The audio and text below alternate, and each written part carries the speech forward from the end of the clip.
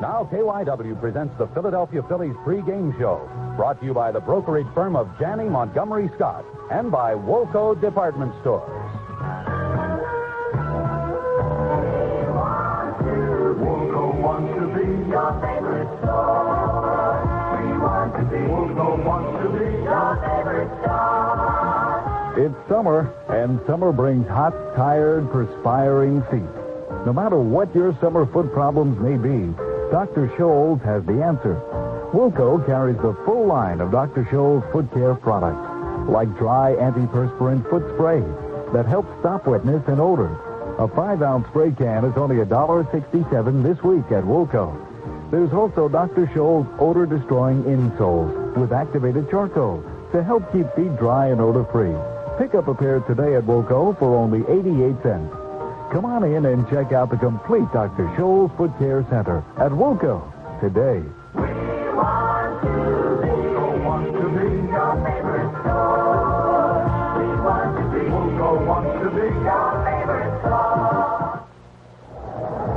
Hi, everybody, from Veterans Stadium. Harry Callis with you, where the Phillies wrap up their series with the Houston Astros. This afternoon, it'll be Steve Carlton going against Tom Dixon. Another warm and muggy day, and our special guest today, Phillies pitcher Warren Brewster, who pitched 2 shutout innings last night, perfect innings, 6 up, 6 down. And Brew, every time you come into a ball game or any kind of situation, you always look the same. You always look composed. You always look like nothing seems to bother you. And I don't know if inside it does, but what is your attitude as a reliever? What is your philosophy? Well, my biggest problem is when I struggle, I try to overthrow the ball, and the most important thing for me when I come into the ball game is just to relax and concentrate on watching the glove and throw right to the glove. Are you ever nervous? Oh, no. I got a little bit shaky in one of the playoff games last year, and it did get to me a little bit, but other than that, I haven't been nervous at all. How about as a relief pitcher? Have you always been a reliever? No, I was a starter 2 years in the minor leagues in 1975 and 1976 in the Carolina League for Rocky Mountain in Double-A in Reading in the Eastern League. Which do you prefer? Well, it doesn't really matter to me. I really enjoy relieving. I like to come in when the game's on the line and runners are on base. It's kind of a little more incentive, and you really have to concentrate. It really keeps you in the ball game, and I have the type of pitches that I can get a ground ball pretty much a lot of the time, and that's the reason I'm a reliever.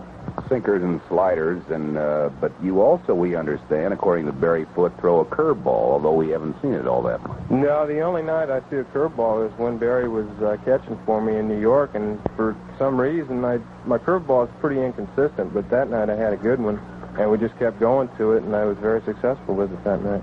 How about a straight change? Have you ever toyed with that? I'm trying to work on one right now. That's what I'm really looking for, is a good off-speed pitch, and I've got a way I want to throw it, and it's just now accustomed to being able to get it where I want it. Warren, when you're warming up to come into a ball game, can you tell what kind of stuff you're going to have in the game while warming up? Yes, I know what's working for me. Some nights my slider's not quite as sharp as it usually is, but my sinker so far this year has been fairly consistent. I've had a couple times where I've struggled with my control, but for the most part my sinker's been pretty consistent, so I go with the sinker. Frequently, we see hitters, when you're pitching, ask the umpire to look at the ball almost as though you throw a spitter. Yes, I think the form of sinker I have is almost what you consider a dry spitter. It'll move. When I really turn it over, it really sinks good for me, and that's what I'm really trying to pick up, is a real consistent down on my sinker. By coming over the top, evidently that makes you almost as effective against left-hand pitchers as left-hand hitters as right-hand. Right. I'd like to keep the ball away from the left-hander and make him pull the ball, which your big power hitters are going to try to pull the ball, and I can get them to hit it off the end of the bat, and they'll hit it on the ground pretty consistently. Warren, since you've come in the league, is there any one hitter you can think of that has hurt you? George Foster's worn me out. I've really had a lot of trouble the last 2 times I faced him. He's hit good pitches out of the park on me. Well, how do you try to work to him? How do you try to pitch? Well, I haven't faced him this year. The first thing I got to do is back him off the plate a little bit and try to open up the outside from my slider. How about Pete Rose? What kind of success have you had on Pete? For some reason, I've had excellent success. He's only gotten 1 hit off me in about 8 times at bat, and I've been going with the sinker away. Now he's starting to look for it out there. And the other night, I threw him 2 pitches away and then came in and jammed him pretty good. Prue, how about your background? Where were you born and raised, and was baseball always your thing? How about other sports? Oh, I was born in Oakland, California, and then my parents moved to Napa, California when I was the age of 5, and I've picked up a baseball ever since I was 3 or 4 years old, ever since I've been able to get my hands on it. And my father has been, he played catch with me every night or anything I wanted to do, never forced me into the game. He just let me do what came natural to me. And when I was in junior high school and high school, I played basketball, football, and baseball. I played all 3 sports, but baseball was my main love. Was it always pitching? Yes, it was. I played infield and first base, third base a little bit, but I just never could hit very well. I understand also that you bought a home in this area. It looks like you're making the Philadelphia area your home? Yes, I sure am. My wife and I really love Philadelphia. We're living downtown right now, and we really love it, and we're going to move to Wynwood about the 1st of August. Well, when the Phillies traded Gene Garber, did that open the door for you for a few more situations as far as late inning and tough ball games? Yes, it did, Harry. I think with the move, they were thinking of me more or less taking Gino's place until Raleigh got ready, and Ron Reed's done a super job, outstanding job, and all 4 of us have done a good job. We didn't lose. We lost very little when we lost Gino with Raleigh coming up. He's done an outstanding job, and it hurts. I'd have to say Gino has a little more experience, and we're going to really miss him, maybe not only as a player but as a good friend. But I think Raleigh can pick up the slack that we lost in Gino. You guys seem to have a great camaraderie, the bullpen crew. Oh, yeah. We love each other, and it's one big happy family, and CB keeps us together, Carol Behringer, and we love it down there. There's not one of us any given night want to be in the ballgame. We're all itching for action. Lou, thanks ever so much. Very best, and congratulations on the fine job you're doing. Thank you very much, Harry. Warren Brewster, our guest. All of our guests on the pregame show receive a beautiful Seiko watch, courtesy of the Seiko collection and gimbals. We'll be back with a final word right after this. A new investment vehicle that has gained a lot of publicity lately is listed options. Depending on your investment strategy, you can use listed options to either increase the income you get from your present stock portfolio or to decrease your risk. Either way, they can help you. But like any investment vehicle, there are risks involved as well as potential rewards. To help you understand listed options better, Janney Montgomery Scott, one of the oldest and most respected brokerage firms in the area, has prepared a brief but informative book that explains in easy-to-understand language how you can use options, what they can do for you, and what pitfalls you should watch out for. If you haven't investigated the possibility of using listed options to improve your portfolio, call Janney Montgomery Scott and ask for a copy of their new book on listed options and a copy of an OCC prospectus. They're in the yellow pages under stockbrokers. Janney can help you get a better outcome for your income. Back at Veterans Stadium. Stay tuned for the ball game now. The Phils and the Houston Astros. It'll be Steve Carlton against Tom Dixon. All the action coming your way in just a couple of minutes. You've been listening to the Philadelphia Phillies pregame show, brought to you by the brokerage firm of Janney Montgomery Scott. Janney can help you get a better outcome from your income. And by Woolco Department Stores. They want to be your favorite store.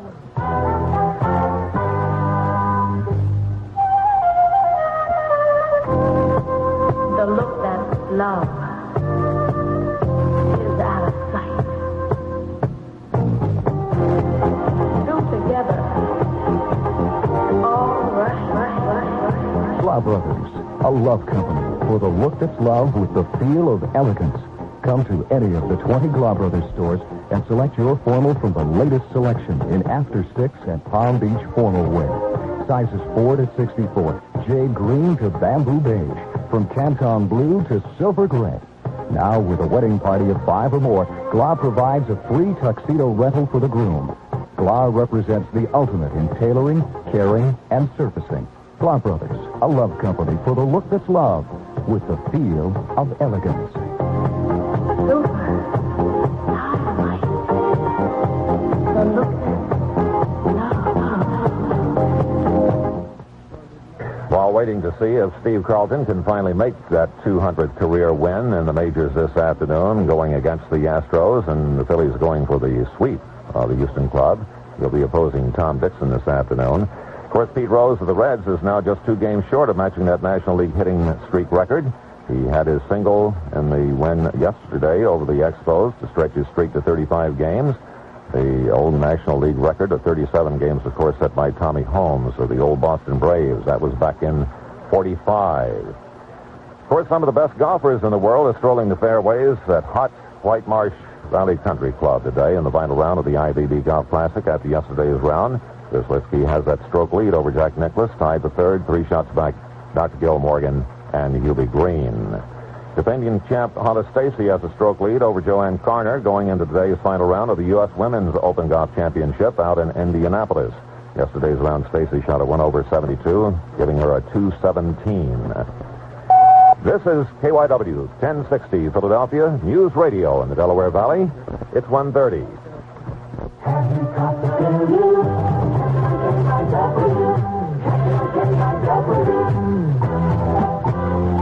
Phillies baseball is brought to you by Tasty Cake, whose cakes, pies, and cookies give you over 30 delicious ways to take a tasty break. Tasty Cake, all the good things wrapped up in one. And by your local Chrysler Plymouth dealer, where you get Grand Slam deals on the most complete lineup of new cars in your area. By MAB Paint for the best in paint and painting advice. Think of MAB and the more than 300 MAB Paint stores, dealers, and Rich Lux Home Centers. And by Girard Bank, where George lets you be the banker night and day, every day. By the people in your town who bottled Coca-Cola. From the top of the first to the very last out, Coke adds life to baseball enjoyment. And by Acme Super Saver Markets, home of super savings every day. You're going to like it here at Acme Super Saver. By Champion Spark Plugs. Treat your car to a fresh set of Champions. They're the world's #1 seller, and you can't buy a better plug than Champion.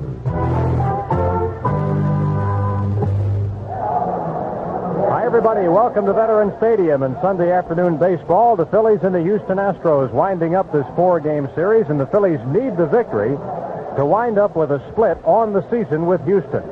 I'm Andy Musser along with Chris Wheeler. Harry Callis and Rich Ashburn will join us later in our radio broadcast. It's 97 degrees here at Veterans Stadium today and about 145 down on the AstroTurf, where the ball game will unfold as Steve Carlton, left-hander, tries again today to win his 200th career victory. This is Lefty's 7th shot at it. He hasn't won a game now in over a month. And he'll be opposed by right-hander Tom Dixon, who is 5-6 this year for the Astros. He has no career record against the Phillies. The lineups are being exchanged at home plate. Bill Verdon, manager of the Astros, is carrying the Houston lineup, and Bobby Wine is there representing the Phillies. Chris Wheeler will be back to give you those lineups following these messages.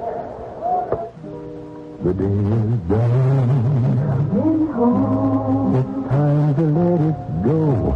It's the moment to unwind. So just say bud. And for the king of years, and settle back and be yourself. No matter what you do, no matter when or where. You know a blast of blood is like an easy jet when you're big bud like that. Hey, that's right. Nothing goes with that special time you call yours like the cool, fresh taste of Budweiser. When you're big Budweiser, you get it all. Anheuser-Busch St. Louis. In today's sophisticated world, owners of prestige luxury cars have become very discerning. Perhaps that's why many Cadillac owners are switching to Lincoln Continental. There could be some good reasons. Example, EPA ratings show Continental has more interior passenger room and trunk space than Cadillac DeVille. In fact, Lincoln Continental is rated as the roomiest passenger car built in America. What's more, Continental is having one of its most successful sales years ever. Lincoln Continental. It's the car many Cadillac owners are switching to at your Lincoln Mercury dealer.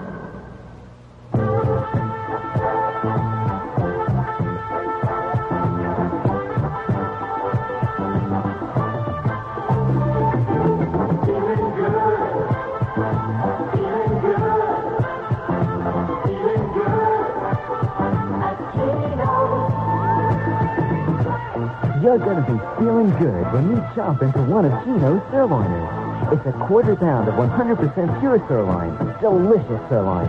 Only at Geno's.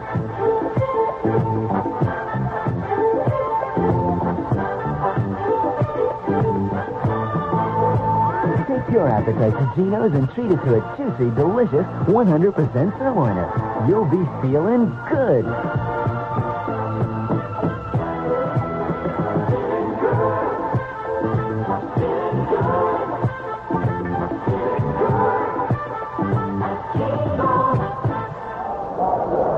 This is Chris Wheeler with Andy Musser back at Veterans Stadium, and here are the starting lineups for this afternoon's game.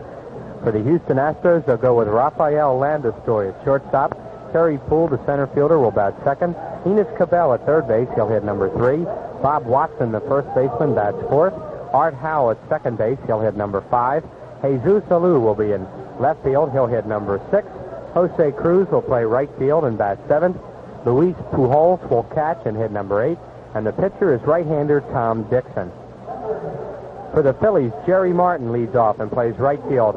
Larry Bowa, the shortstop, batting number 2. Mike Schmidt at third base, he'll hit third. Greg Luzinski, the left fielder, hitting number 4. Richie Hebner at first base, batting fifth. Gary Maddox, the center fielder, he'll hit number 6. Tim McCarver catching this afternoon and batting seventh. Ted Sizemore at second base, he'll hit number 8. And the Phillies pitcher this afternoon is left-hander Steve Carlson. This broadcast is authorized under broadcasting rights granted by the Phillies solely for the entertainment of our audience. And any publication, rebroadcast, or other use of the descriptions and accounts of this game without the express written consent of the Phillies is prohibited. The announcers on this broadcast are retained by WPHL-TV, subject to the approval of the Phillies, who are most wholeheartedly approving of Chris Wheeler. The umpires today, Nick Pelosi has balls and strikes, Satch Davidson at first, Joe West at second, and John Kibler at third base. Now you can win even more money in the Daily News home run payoff because this season every hit pays off. Today's payoff inning will be the third. And during this afternoon's Phillies game, each Philly that homers receives a free case of Tasty Cake and one for St. Edmund's Home for Crippled Children. The same goes for the Phillies' winning pitcher. Well, we've got a warm afternoon for baseball. And the Phillies continue this homestand tomorrow night as the Atlanta Braves come in. The Astros are flying home, and they will open a series against the Montreal Expos tomorrow night. Well, if you received the same Philadelphia newspapers today that I did, you may not be aware of some of the results from late baseball on the coast last night. The Padres beat the Cubs 4-2 when Jerry Turner hit his fourth pinch hit home run, a 3-run shot in the last of the ninth inning off Bruce Sutter. The winner was John D'Acquisto. The loser was Ray Burris in relief. And now we rise for our national anthem.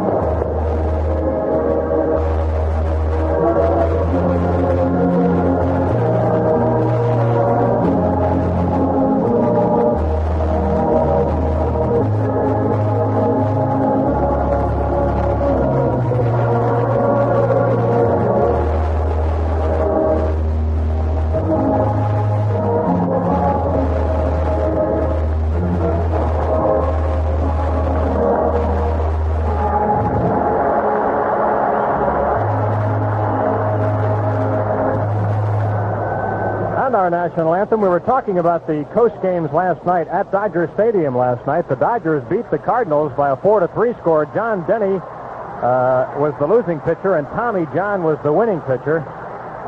Reggie Smith had a home run for the Dodgers, and Ted Simmons had one for the Cardinals. So that takes care of the West Coast action. Of course, the Giants had played in the afternoon and defeated the Pirates by a 3-2 score in 10 innings. So the spacing in the National League West remained absolutely the same.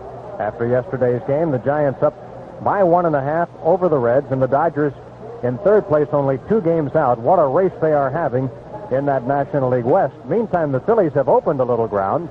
They lead by 5 over the Cubs, and the Pirates are in third place, trailing Chicago by just 1/2 a ball game. All single games in the National League this afternoon. We do have a couple of doubleheaders in the American. Seattle at Cleveland will play 2. California at Detroit will play 2. And the pitchers have been posted on one American League game. Oakland at Toronto. Rick Langford will go for the A's, and Jerry Garvan will pitch for the Blue Jays. Well, here's Steve Carlton taking his warm-up tosses, and it's been a while since Lefty has won a ball game. In fact, it was the 22nd of June against the St. Louis Cardinals, so a month and a day since Carlton has gone into the win column. In his last 6 starts since that time, he has had 3 losses and 3 no decisions. So here he is facing the Houston Astros, and he's been tough on them over the years. He has 22 lifetime victories against Houston, and no team has beaten the Astros that many times with the exception of Carlton.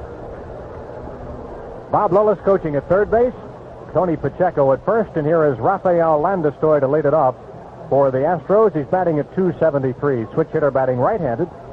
The other side of the plate is apparently his best. He's batting .176 against left-handed pitching. Here's a high chopper off the plate toward third. Schmidt bare hands, throws to first, not in time. That was about as high as you can chop a ball off the plate. Schmidt had no chance whatsoever. Infield hit for Rafael Landistoi. That ball was chopped so high off the plate that Mike Schmidt actually flipped down his sunglasses when he went to get that ball, and that is high.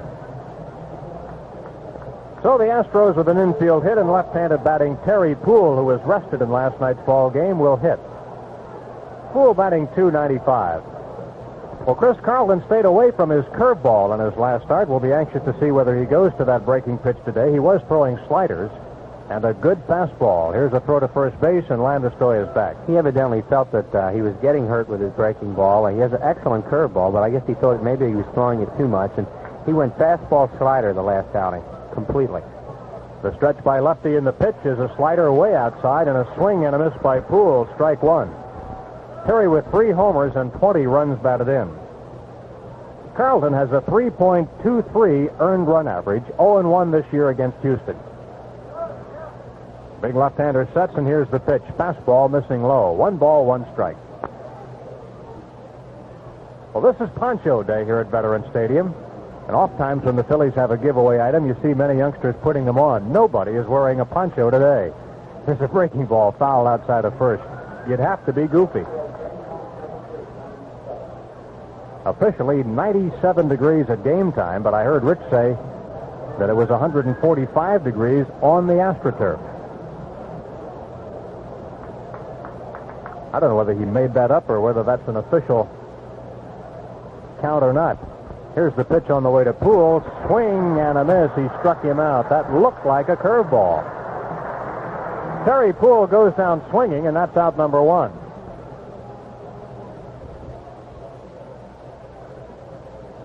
One down for the Astros. Here is Enos Cabell. Cabell batting in 5 straight ball games now to a .316 average. His mark for the year is .286. Landistoi at first, 1 down. Carlton pitching from the stretch. And the left-hander moves to first. Landistoi, not much of a lead. He's back in time. Schmidt at third, Boa short, Sizemore second, Hebner first for the Phils with McCarver behind the plate, Luzinski, Maddox, and Martin in the outfield. Another throw to first. Landistoi back head first. He is a threat to steal. I know he had some good minor league stolen base credentials, but he doesn't get a big lead. In fact, that 1 foot is barely onto the AstroTurf. Pitch on the way to Cabell is fouled off, a strike. You're right about those minor league records. Last year at Albuquerque, Landistoi stole 56 bases.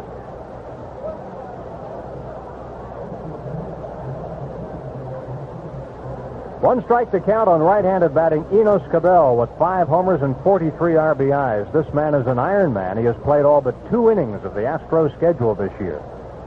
Pitch to him. Breaking ball, foul back to the screen. 0-2 to Cabell. Tomorrow night when the Braves move in, Jim Lonborg will pitch against Buddy J. Solomon. Phillies have switched on Tuesday night to Larry Christensen, who will face Rick Camp. Wednesday night, Dick Ruthven will face Phil Necro. That should be a big night here at the ballpark with a Sky show to follow. The 0-2 pitch on the way to Cabell, grounded to deep shortstop. Boa gloves to Sizemore. 1, that's all they get. Safe at first on the fielder's choice, Cabell. Phil's erase Landis-Stoy at second base. 2 down in the inning. Enos Cabell is really a good baseball player. He's one of those guys that if he played for a team like, say, the Phillies or the Reds or the Los Angeles Dodgers, you'd hear a lot about him. He runs very well, and he's definitely not a double play ball. He's very, very tough to double. He's an excellent third baseman. He has some power, and I was really impressed with him last year, and I think he just keeps getting better and better. Bob Watson batting out of the cleanup spot, hitting at 281. Throw to first, back in time is Cabell. Cabell with 23 stolen bases has now tied the injured Cedeno for the club leadership. Throw to first. He's out! He was leaning the other way, and Carlton has picked off Enos Cabell. For the Astros in the first, no runs, 1 hit, nobody left on base at the end of a half inning. Houston nothing, Phillies coming up. You buy a luxury car because you want your money's worth of comforts. When that car is a Chrysler Cordoba, you get your money's worth and more. Style, design, comfort, and the value of the year. Because now it's year-end cleanup time at your Chrysler Plymouth dealer, and that's the best time to buy. You get Cordoba roominess, plush interiors, and a great feeling behind the wheel. See your Chrysler Plymouth dealer today while he still has a good selection of Cordobas. You'll get your money's worth of luxury and more. Hey, the sun's gonna shine all day. Don't run too fast, you can come in last, 'cause the sun's gonna shine all day. Hey, the sun's gonna shine all day. Up in the mountains, in a place almost nobody knows, way in the wilderness, there's a little mountain spring. And even on a really hot day, 90 degrees in the shade, dusty dry, this little spring just keeps bubbling up ice water. Cool and deep and clear. When you just want to get in that little mountain spring, there are 2 bottles of ice-cold Coca-Cola. So frosty cold and almost frozen. They're waiting for you there in that bubbling ice water. If you're looking for a little life today, you know where to find it. Ice-cold Coca-Cola. Coconut life, Coca-Cola and life.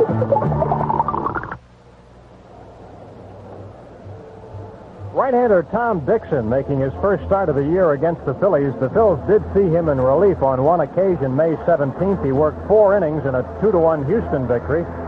He gave up only 3 hits, and the Phils did not score on him. He earned a save for Joaquim Andujar on that occasion. Dixon this year is 5-6 with a 3.23 earned run average. Just a youngster in his second major league season. From Orange, Florida, 23 years of age, spells his name Dixon. Not like our old pal Tommy Dixon, good friend of Jack Downey. Carlton picking off a base runner to end the top half of the first inning, his 8th pickoff of the year. Here's Jerry Martin to lead it off for the Phillies. Martin batting at .290. 4 homers, 18 runs batted in. Billy DeMar is coaching at third base. Tony Taylor at first for the Phillies. No score last half of the first inning. Cincinnati playing at Montreal again this afternoon. We'll keep you posted when we hear about Pete Rose and his batting streak. It stands at 35 straight, and he leads the National League in hits with 122. Here's the windup by Dixon and the pitch to Martin. It's in for a strike call. Jerry had 2 hits in last night's ball game, went 2 for 4.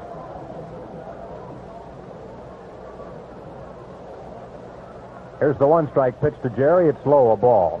Dixon is not overpowering, but he normally has good control, and he possesses a curveball that he's not afraid to throw in pressure situations. The Astros say this guy is a real competitor. The 1-1 pitch to Martin. Just a little bit low. 2 balls and a strike.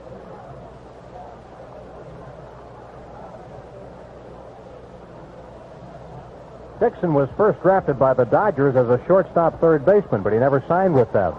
Here's a pop fly in the infield, right side. First baseman Watson staring up, and he takes it in fair territory for the out.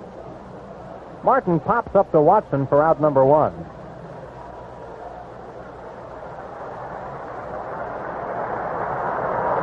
And listen to this hand for Larry Boa, who leads the Phillies in hitting with a .310 average.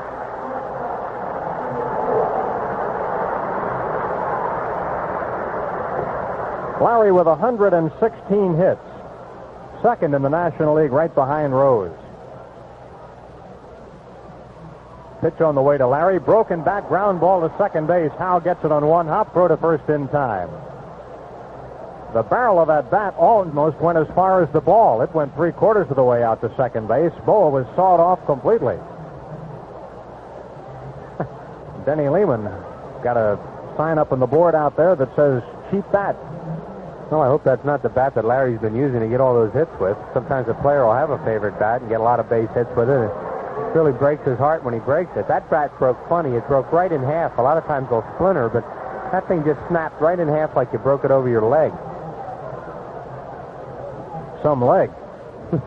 Here's Mike Schmidt, batting at .253. Pitch on the way to Mike. Inside a ball.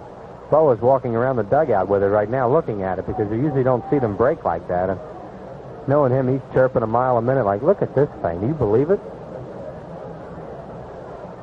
Dixon has the sign from Pujols. Here's the pitch. Fastball low and outside, 2-0 the count. Smitty has batted safely in every game since returning to the regular lineup. That's 5 games now, and he's batted .350 over the stretch. 2 out, nobody on base for the Phillies. Here's the windup and the pitch to Schmidt. Fastball misses low, 3-0. Greg Luzinski waiting on deck.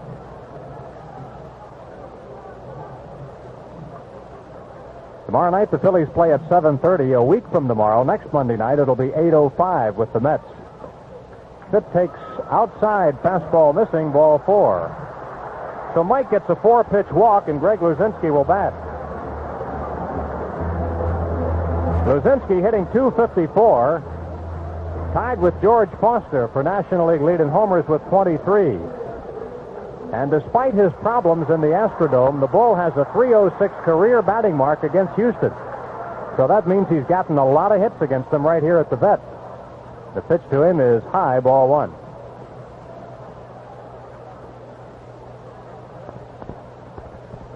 Greg leads the Phillies in RBIs with 59. Stretch by Dixon. Here's the pitch. Breaking ball. Half swing. Popped into shallow right field. Here comes Cruz. Can't get it. The ball hops over his head. Schmidt is being waved around. Mike headed for the plate. He will get there. The Phillies lead the game 1-0 on a pop fly double by Luzinski. Oh, that was a bad play by Jose Cruz, the right fielder. And he came up to get that ball and then kind of quit on it the last second when he saw he couldn't get it and then let it bounce over his head. You either have to come hard and catch those balls or you have to play back and get that hop. And what he did was he got too close to it and let it bounce over his head. And Luzinski's been swinging the bat a lot better lately. And one of the things he's also been getting is a few of those chinkers like that and check swing hits. And when you're going good, you're going good. And that's what's starting to happen to him a little bit. And on it, the Bull records RBI number 60. Phillies lead it 1-0. Here is Richie Hebner. 2 down with Luzinski at second base. Hebner batting at .259. Hebner batting from the left side. Here's the stretch by Tom Dixon. Pitch on the way to Hebner. Breaking ball, swing, and a miss, strike 1.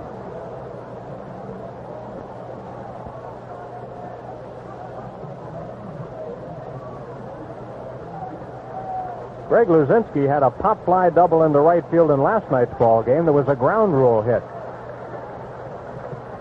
Here's the 1 strike to Hebner. Hard hit ground ball, but right to Art Howe. Second baseman gobbles it up and throws him out. Phillies first is over, but they've scored a run on 1 hit and 1 man left on base. At the end of an inning, Phillies lead Houston 1-0, and now it's time for a tasty break. Just like Phillies fans look forward to seeing fresh new faces in the lineup, Tasty Cake fans look forward to seeing fresh new faces in the Tasty Cake lineup. This year, Tasty Cake has something special for you. New apple-filled crumb cakes. Treat yourself to a family pack of new apple-filled crumb cakes for a taste of all the good things wrapped up in one. Tasty Cake is a world of fun. All the good things wrapped up in one. They're waiting for you now at the sign of the cat. The 1978 Mercury Monarch 2 and 4-door sedans. Cars in tune with today. Mercury Monarch. A touch of class in a precision-sized car with room for 5. Designed for American drivers on American roads. Monarch boasts such standard features as a 4.1-liter 6 engine, 4-speed manual overdrive transmission, front discs, and a whole lot more to help make Monarch the value car it is. If Monarch sounds like your kind of car, now's the time to see your Lincoln Mercury dealer. The Atlanta Braves moving in tomorrow night, beginning at 7:35. Buddy J. Solomon to pitch against Jim Lundborg. The Tuesday night matchup, also at 7:35, will be Rick Camp and Larry Christensen. And then Wednesday night, Phil Niekro faces ex-teammate Dick Ruthven. And a Sky Show following the game on Wednesday night. And that'll be the end of this homestand for the Phillies, so we'll look for you Monday, Tuesday, and Wednesday nights. Phillies with a 1-0 lead for Steve Carlton, and Bob Watson will lead off the Houston second inning. Watson batting at .281. Watson was at the plate, but Cabell got picked off to end the first inning, the 8th pickoff for Carlton this year. Chris, officially in the stats, they are listing that as a caught stealing, are they not? Or have they never refined that? I don't think that one's a caught stealing. That rule really confuses me sometimes. I don't think that one was a caught stealing because he was going back all the way on that one. Even though he did, kind of flinch towards second. I think that was just a straight pickoff. Pitch to Watson is on the inside corner, strike one called. Well, can a pitcher get a pickoff and the batter get a caught stealing at the same time, or the runner, I should say? Swinging a foul back. Yeah, it's a caught stealing. Well, no, it's not really a pick. Well, yeah, sure it is. If it's a pickoff, if you get a guy in a rundown and you get him out after the pitcher has moved over there, that can be a pickoff and a caught stealing. If the guy makes a move towards second base, then they'll normally call it a caught stealing.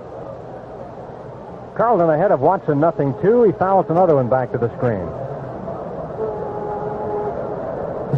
Didn't mean to hit you with a tough question on a hot day, but please. I'm just sitting here trying to pick up fastball slider right now. So's Bob Watson. 0-2, the count on the Astro first baseman, who leads them in home runs and RBIs. Here again, the 0-2 pitch, fastball inside. 1-2 the count. Watson has homered 10 times, has driven in 58 runs. Here's the next pitch to him, swinging a ball chopped off the plate, fielded by Carlton. Throw to first base is in time. Watson retired on a little chopper off the plate. Landis-Stoy got a hit that way earlier, but that was a very high chopper. This one just kind of bounced off the plate. And that's one down. It brings up Art Howe. Howe has batted safely in 14 of the last 16 ball games. He and Terry Poole have both been tough on Philadelphia pitching. They each have 13 hits against the Phillies to lead the Houston batters. Here's the pitch to Howe, and it's in for a strike. Howe batting at .298, fourth in the National League in doubles. He has 28 of them. Fastball is inside, 1-1 the count. Last night, Howe raced out a triple in the second inning, but then didn't score. The 1-1 pitch to Howe. Fastball catches the inside corner, strike two. A ball and 2 strikes on right-handed batting Art Howe. Carlton winds. Here's the next pitch. It's way inside, 2-2. Howe has faced Carlton only once previously this year, and he got a hit.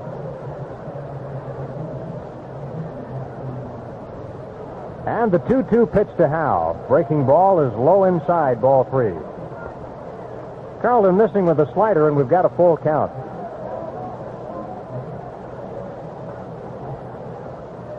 Lefty with the sign from McCarver. Here's the pitch. Swing and a foul tip. He struck him out on a curveball. Second strikeout for Carlton.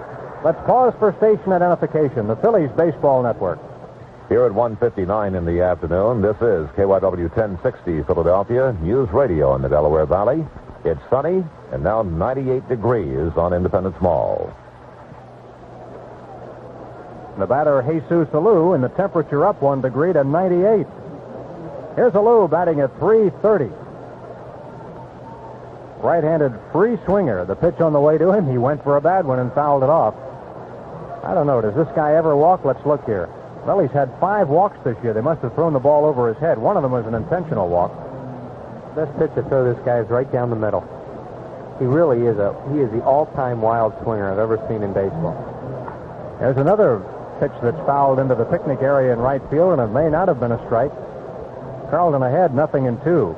He'll hit balls, literally, that bounce in front of home plate. He swings his pitches up over his head. He's got all those twitchy mannerisms at home plate.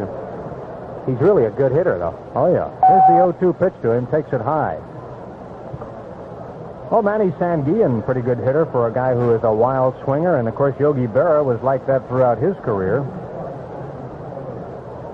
The 1-2 pitch to Alou. Hard hit ball. Base hit down the left field line. It'll probably go for extra bases. Here goes Jay on his way to second base. He didn't run too good anymore, and he pulls in with a double. Alou hit that ball wickedly down the left field line. It went to the corner, and Alou, a 2-out runner at second base. I don't think that was a strike either. It looked like either a slider or a curveball in on him, and it probably would have been a ball, but Alou, like we said, is really a wild swinger and swings at anything close, and boy, he really ripped that pitch. Here's left-handed batting Jose Cruz, hitting at .277. Phillies lead this game 1-0. The Astros are batting in the second. The stretch by Carlton. And here's the pitch, outside and low, ball 1. Second baseman Sizemore way back. With the left-handed batter up there. Boa at short, in a little bit. Schmidt about even with the bag at third. Next pitch to Cruz, outside, a breaking ball, 2-0 the count. Cruz is 1 for 1 facing Carlton this year. Well, the Astros have had their problems on the road. They have won 14 and lost 33 away from the Dome. Outside, ball 3. And the Astros are in last place and trailing now San Francisco by their widest deficit of the year, 16.5 games. The Astros have lost their last 6. 3-0 pitch to Cruz, a green light and a ground ball bounced on the right side. Sizemore has time to get over, makes the throw in time, and the inning is over. Cruz grounding out on a 3-0 pitch for the Astros. No runs, 1 hit, 1 left. At the end of 1.5 innings, Phillies lead 1-0. This is your last chance to get your money's worth in a big way with the last of the full-size, full-luxury Chryslers, Newport and New Yorker. And now that it's cleanup time at your Chrysler Plymouth dealer, they both come with the best value of the year. Newport, the family-size car that's thousands less than some other luxury cars. And New Yorker, the top-of-the-line model that's totally luxurious. Get the last of the full-size Newport or New Yorker now at your Chrysler Plymouth dealer. And get your money's worth of luxury and more.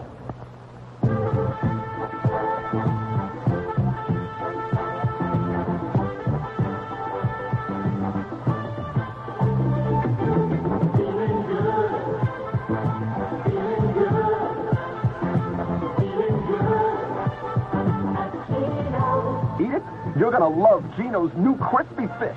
Really that good, huh, Norm? I'll say Gino's crispy fish on a platter or in a sandwich, both with Gino's tangy tartar sauce. Sounds great. Oh, it tastes great. Delicious crispy fish. Light and crispy outside, moist and tender inside. Here, take a bite. Take a bite. Well, what do you think of Gino's crispy fish?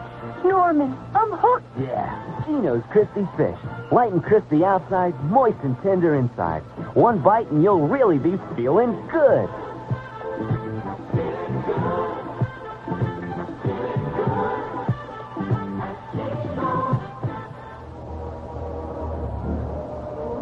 Second inning for the Phillies will start with Gary Maddox. On the scoreboard today, it's raining now in Cleveland. They've completed 2 innings with Seattle leading Cleveland 1-0 in the first end of a doubleheader.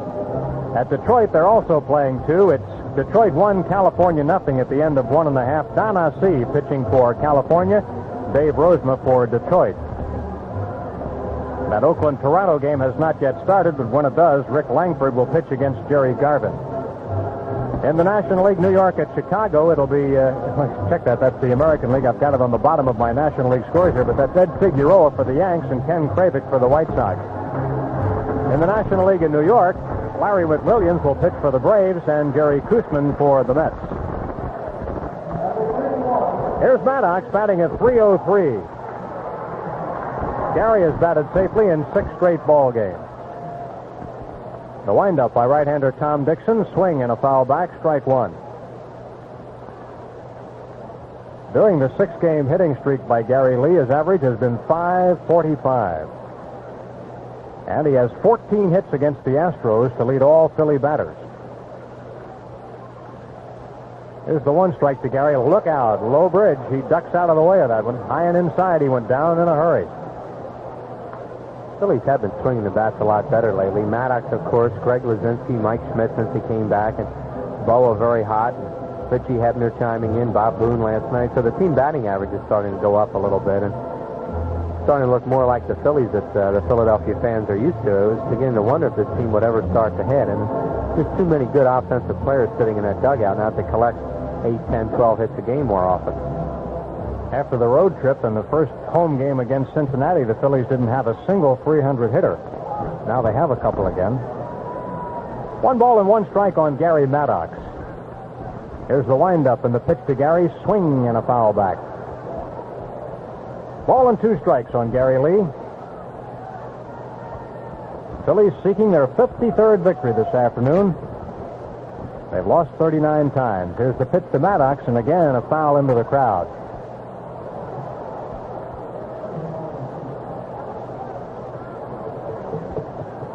Well, it's West Shore Day here at the Veterans Stadium today, and I can relate to that because I am from the West Shore. Here's the pitch to Maddox, grounded foul outside of third.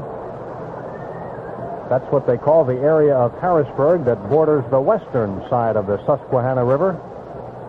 I came from Lemoyne, Pennsylvania, huge metropolis of about 6,000 at the time, probably up to about 6,500 now, I would imagine. Here's the 1-2 pitch to Gary Lee. Fly ball into left field. It's pretty well hit, but I believe it'll stay in. Alou is on the warning track. He takes it for the out. Gary just did not get all of that one, but he skied it to the warning track in left field. Hot days here. The ball really travels in this ballpark, and it sounded like Gary kind of got that ball down on the bat near the trademark and went all the way to, well, deep onto the warning track. So, like the last time the Expos were here on a Sunday, the ball was flying out of here. It seems like it'll carry again today if you get it in the air. The batter is Tim McCarver, a left-handed hitter, with a .261 average. 1 out in the inning, nobody on base. Phil's ahead 1-0. Here's the next pitch by Dixon, and he misses with a changeup outside, ball 1. Dixon started the season in the Astro bullpen, made his first 8 appearances in relief, and he won 2 and was not defeated. Made his first start on May 23rd.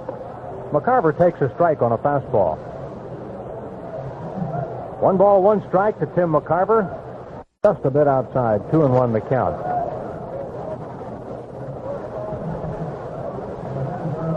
Jose Cardinal was injured on a pinch hitting appearance last night, running out a ground ball that he almost beat out. Here's a long drive foul by McCarver. Jose with a right thigh pull, and it looks like he's going to be out a couple of days. He pulled it pretty good. Checked on Bake McBride before the ball game today. Bake was in the trainer's room getting that hand looked at. It's still puffed up and really no progress yet. Bake's still on a day-to-day basis. The 2-2 to McCarver, swing and a miss, a foul tip. He struck him out. McCarver goes down swinging. That's Dixon's first strikeout.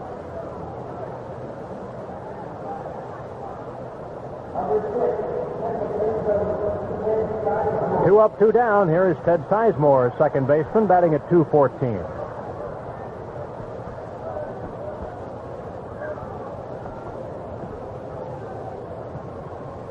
Dixon winds. Here's the pitch to Sizemore. Stroke down the left field line. Hit it pretty hard. It's way back. It is a foul ball. Home run range for Teddy Sizemore, who does not have a home run yet this year, but just foul. If Rich were here, he would give it an oh, brother. Oh, that's what Mr. Lehman just put on the scoreboard, was an oh, brother. Yeah, Size hit that ball well, and didn't look like it was hooking much. It looks like he just hit it foul, and That one really carried, so I got to think there's going to be some home runs before this day's over.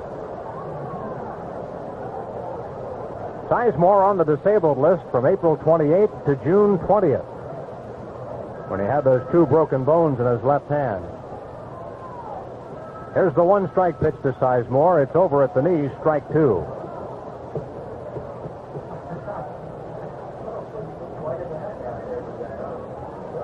Nothing and 2, the count on Sizemore, batting with the bases empty and 2 down. Here's the windup by Dixon in the pitch.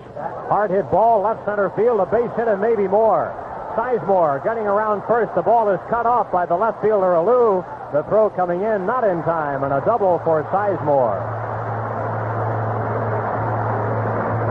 Second hit for the Phillies, and they have both been doubled. Sizemore at second base with 2 down, and good hitting pitcher Steve Carlton coming up. Third double of the year for Ted Sizemore. I was just told that we're giving too much attention to Dennis Lehman in the scoreboard room, that we also should mention that Dave Montgomery, Dan Baker, and Joanne Levy are over there also carrying quite a load. Look, I don't know why we should mention any of those people when you come right down to it, because they are in the one cool place in the ballpark. It's air-conditioned over there. Here's the left-handed batting Carlton. Hard hit ball.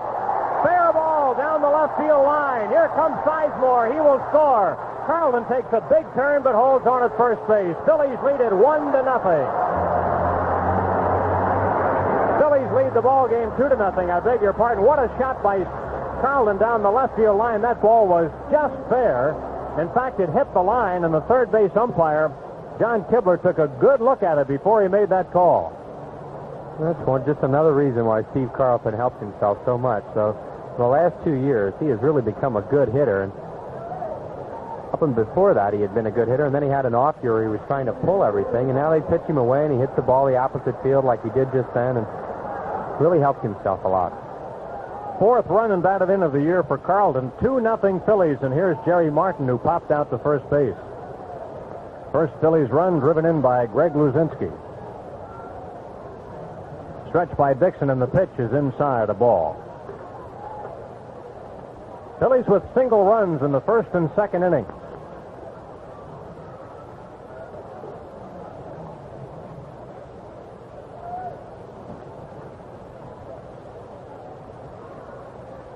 Here's Dixon's next delivery to Martin, and it's just a little low. 2 balls and no strikes to count. Dixon getting his 12th start this afternoon, overall his 20th appearance.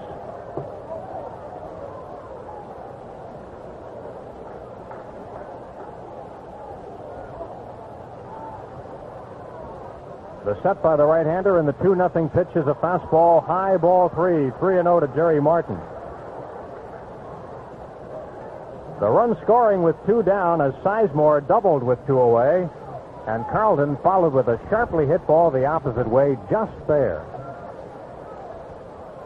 Dixon stretches, and the pitch to Martin, swinging a ground ball to third. It's foul. That would have been a tough play for Enos Cabell, but we have seen him pull some unbelievable plays in this series, including the one last night where Cardinal pulled his thigh muscle. High chopper off the plate. Cabell fielded barehanded, made the strong throw to first, and nipped Cardinal.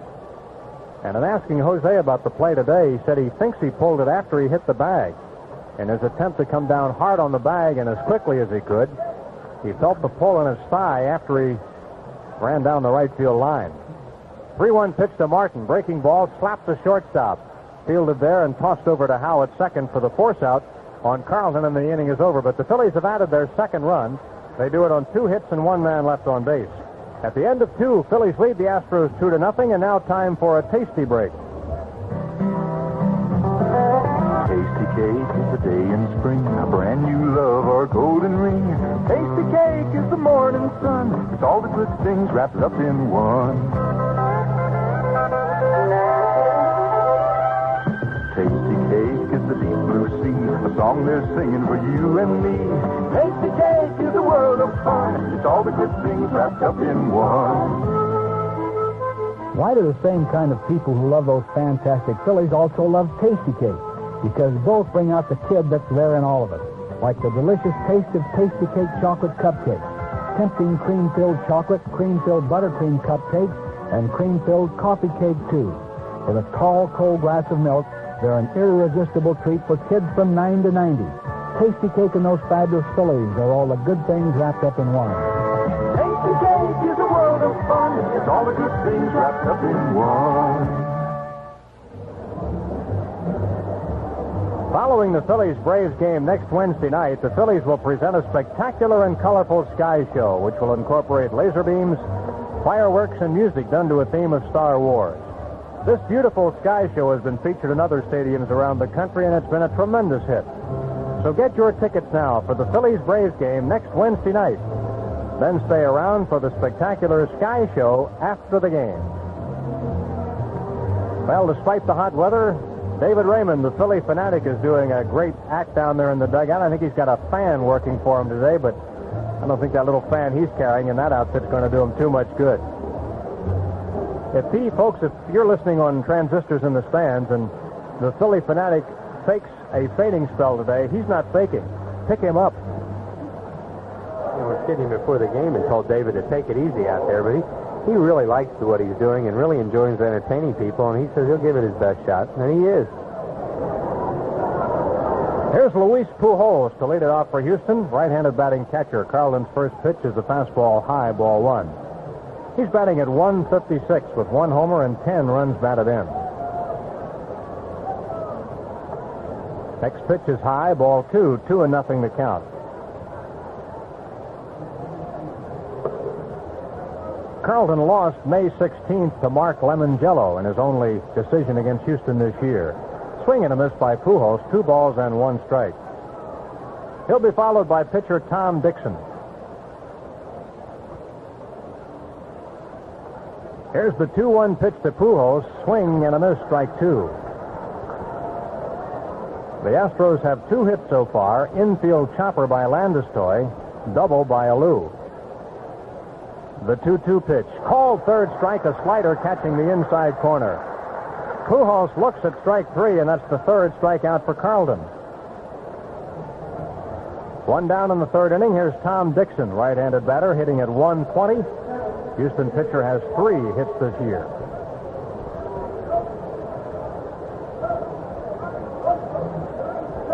Pitch to Dixon is hit hard to left field. Greg Luzinski getting back. He is there for the catch on the warning track. Dixon swung away and hit that first pitch hard to the track in left field, but the bull retreated and got there for the catch. Just watching Greg make that play out there, I hear all winter, and every time you go out somewhere, you hear that Greg Luzinski should be playing first base, and get kind of tired of hearing it. The last 6 weeks, he's really played well in left field. He's catching the ball well. He's been throwing well, charging balls well. Of course, now I'll probably make an error after I go through all this, but the point I'm trying to make is he's a very, very adequate left fielder, especially with Gary Maddox in center field to cover for him a little bit, and he's really done a super job, and the Phillies are just fine by leaving Greg Luzinski in left field for a while. And right behind the bull, as his guests in the bull ring today, the Fellowship House of Conshohocken. Rafael Landis-Toy at the plate takes high, ball 1. 2 out, nobody on base. Houston's third inning. Fastball high, ball 2. Landis-Toy on the first pitch of the ball game chopped one high off the plate that Mike Schmidt could not make the play on third. He had no chance. Here's a strike. 2-1 the count.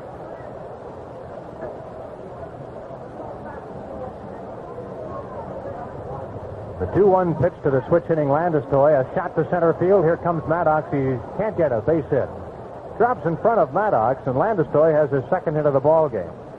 Sinking liner to center field. Hit number 3 for Houston. The Astros have had 1 hit in each inning. And here's Terry Poole, a strikeout victim in the first. Phillies leading the ball game 2-0.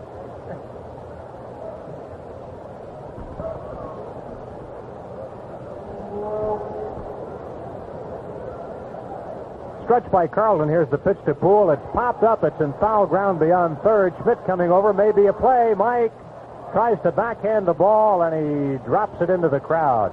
I think Mike thought he was a little closer to the fence than he was. He didn't have to backhand that ball. And there will be ruled no play.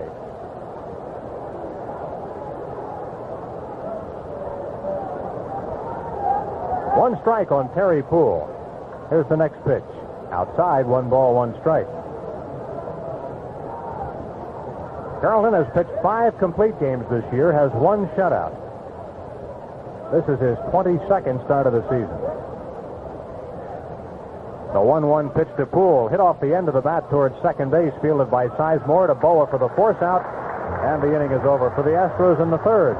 No runs, 1 hit, and 1 left. At the end of 2.5, Phillies lead 2-0. The day is done. It's time to let it go. It's the moment to unwind. So just say, bud,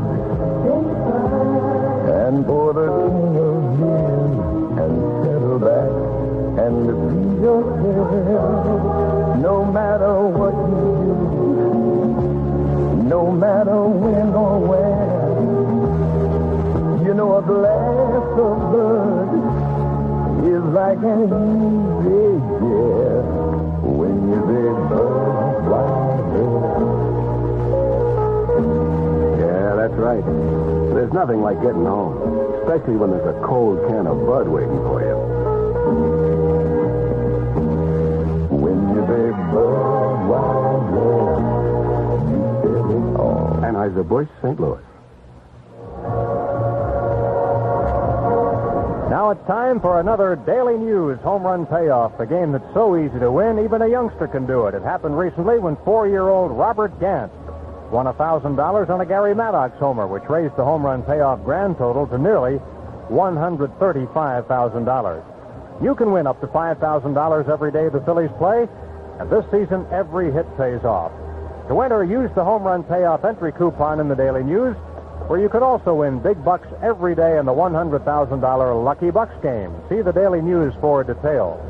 A single pays off $20, a double pays off $50, and a triple pays off $100 in the Daily News home run payoff. Larry Boa will be first to bat for the Phillies. He'll be swinging away for Jimmy Schwandt of Bridge Street in Philadelphia. Schwandt.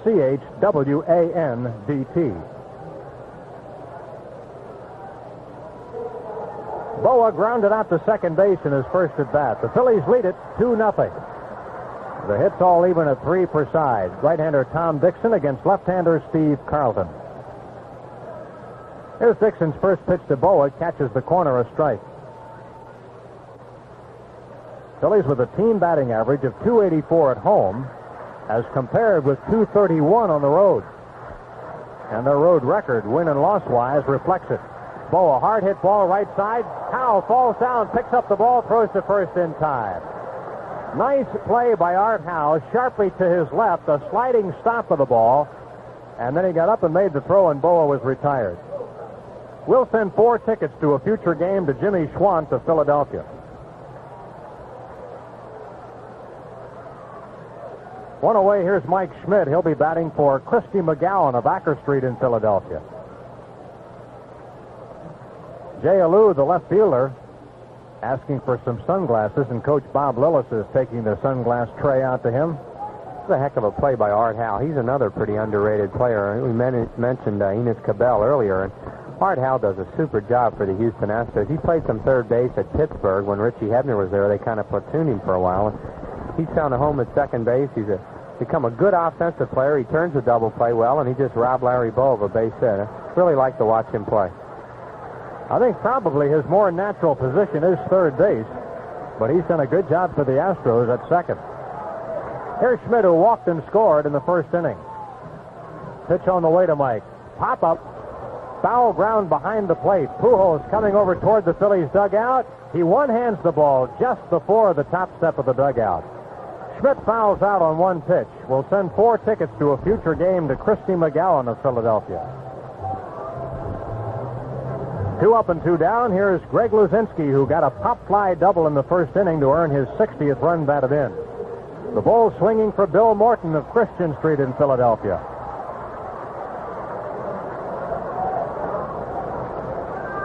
Greg batting .256. Here's the first pitch to him, outside, ball 1.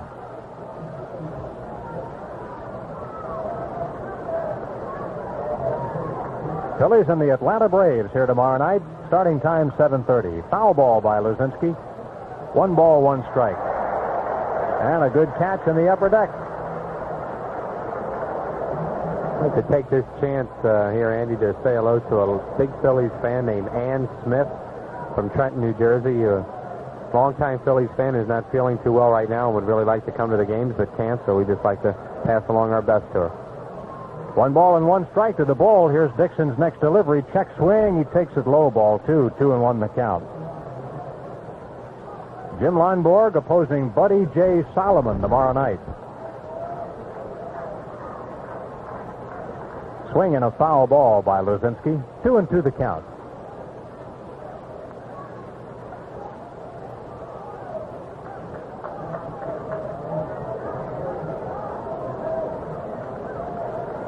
Two out, nobody on base, in the Phillies' third. They have scored single runs in each of the first 2 innings to lead 2-0.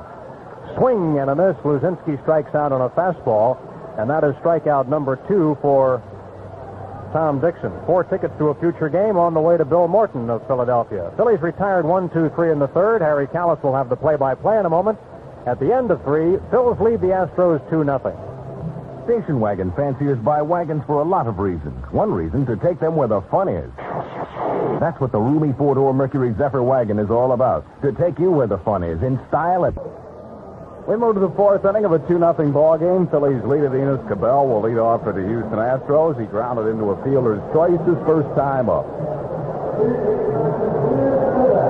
Cabell has played all 97 games for Houston this year. In fact, he's missed only 2 innings all year.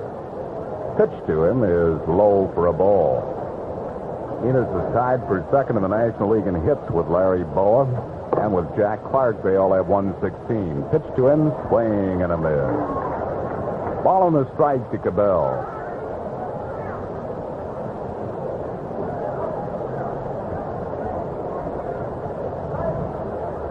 There's a windup by Carlton and the 1-1 pitch. A changeup is top foul out of play. Lefty does not use too many changes. He threw one there to Cabell. 1 ball and 2 strikes.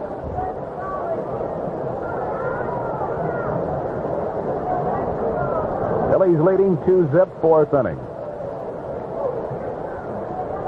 There's the 1-2 pitch. Fastball, a little bit inside for a ball. It's 2-2. Wind up by Carlton. Here's the 2-2 pitch, playing a ground ball to deep third. Mike Schmidt has it. Long throw, just in time to get Cabell. 1 down in the 4th inning. That'll bring up Bob Watson. Watson hitting .280. 10 homers. He leads the Astros in runs batted in with 58. Set an all-time record for RBIs for Houston last year with 110. Shattering the mark previously held by Jim Wynn. There's a pitch on the way to Watson. A change and a rope to left field for a base hit. Luzinski fields it on 1 hop, and Bob Watson at first base with a line single to left. Not fooled by the changeup. Hit number 4 for Houston. That'll bring out Art Howe. Howe struck out his first time up. He has been Houston's hottest hitter in the last 16 games, hitting .379. Just mentioning before you came in, Harry, what a good player Art Howe has become defensively.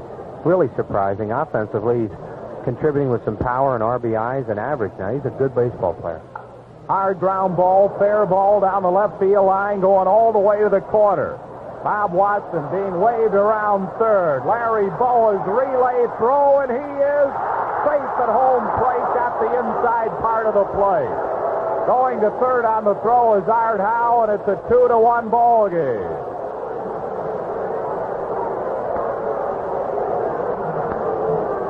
Boa made a strong throw, but a little bit to the dugout side of the plate, and Bob Watson made a good slide getting inside. It'll be a double for Art Howe and a run batted in, and he goes to third on the throw to the plate.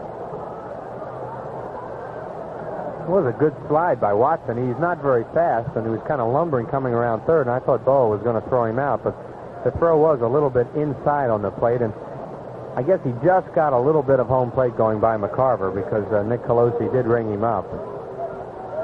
Here's Jesus Alou. He doubled his first time up. Phillies infield pulls in with Howe at third and one out. Pitch to J. Alou. Drive into right center field. Well hit. Martin on his horse makes the catch.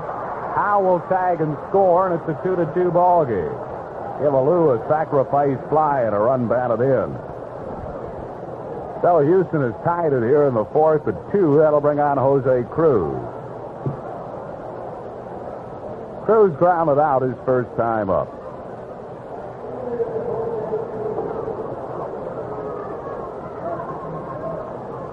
Wind up by Carlton. Pitch to Cruz. A fastball is high for a ball. Cruz, a good acquisition by Houston.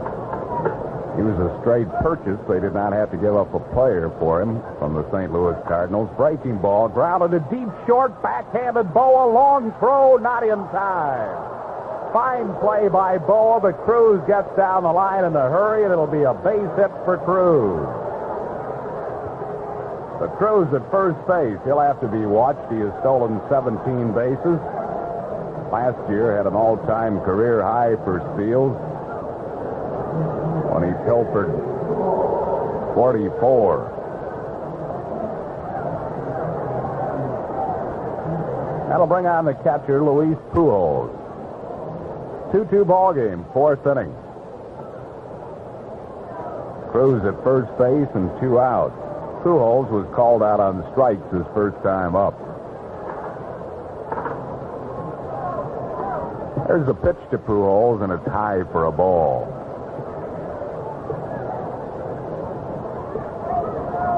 One and nothing to Pujols. Stretch by Carlton. Throw to first base. Cruz gets back.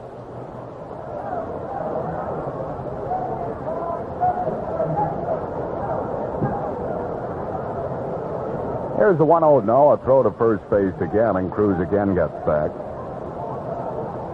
Ball and no strikes to Houston catcher Pujols. Pitch to the plate, swing at a high fly ball into deep center field, but Maddox is there, and Gary makes the catch. Houston ties it in the fourth. 2 runs on 3 hits. No errors. 1 left. We go to the bottom of the fourth. Phillies 2 and Houston 2. Style is the difference between okay and okay. And your money's worth of style is what Chrysler LeBaron gives you, and value, too. It's cleanup time at your Chrysler Plymouth dealer, so you get the best value of the year on all LeBaron models. The sporty coupe, the classic sedan, and the ultra-stylish town and country wagon, each with that distinctive look. So put a little life in your style and put a little style in your life with LeBaron. You'll get your money's worth and more at your Chrysler Plymouth dealer now. Here's great news for all Phillies fans. MAB Paints and your local Lincoln Mercury dealers have teamed up to bring you the exciting Phillies All-Star of the Week contest. Every week you'll have a chance to be the guest of your favorite Phillies player at a home game. And you could win a Mercury Cougar XR7 or an expense-paid trip for 4 to the World Series. For details and entry blanks, visit your nearby MAB Paint Store, dealer, Rich Lux Home Center, or your local participating Lincoln Mercury dealer. No purchase required. Acme Super Saver has everything you need for your outing. So when you shop, don't forget our sandwich meat, the eggs and salad greens. Also luscious fruit fresh from the orchard scene. Don't forget Acme's cups and plates, chips and soda pop, the franks and rolls and ideal things for on top. Don't forget the steak to grill. Lancaster brand, no doubt. Full-cut sirloin with no tenderloin taken out. For everything you need at prices you're going to like, don't forget Acme Super Saver.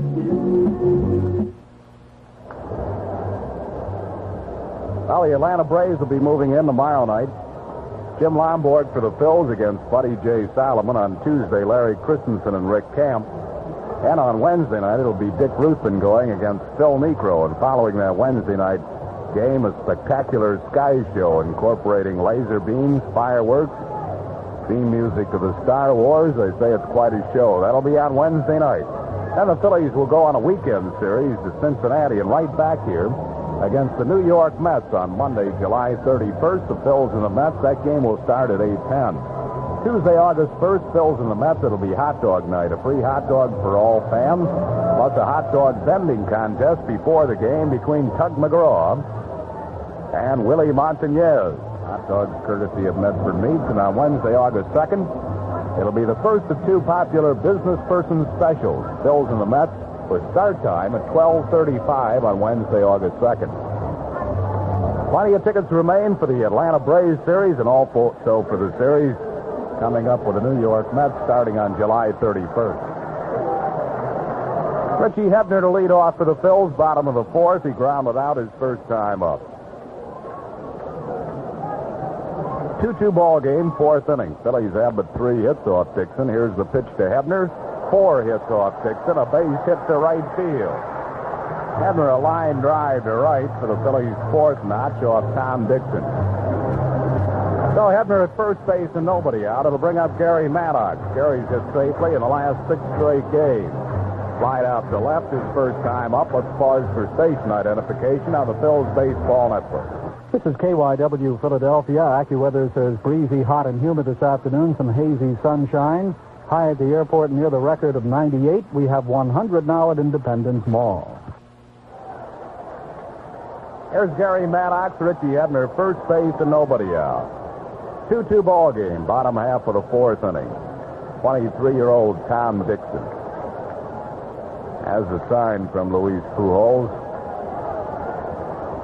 There's a pitch on the way to Maddox, and he pops a foul back and out of play. 1 strike to Maddox.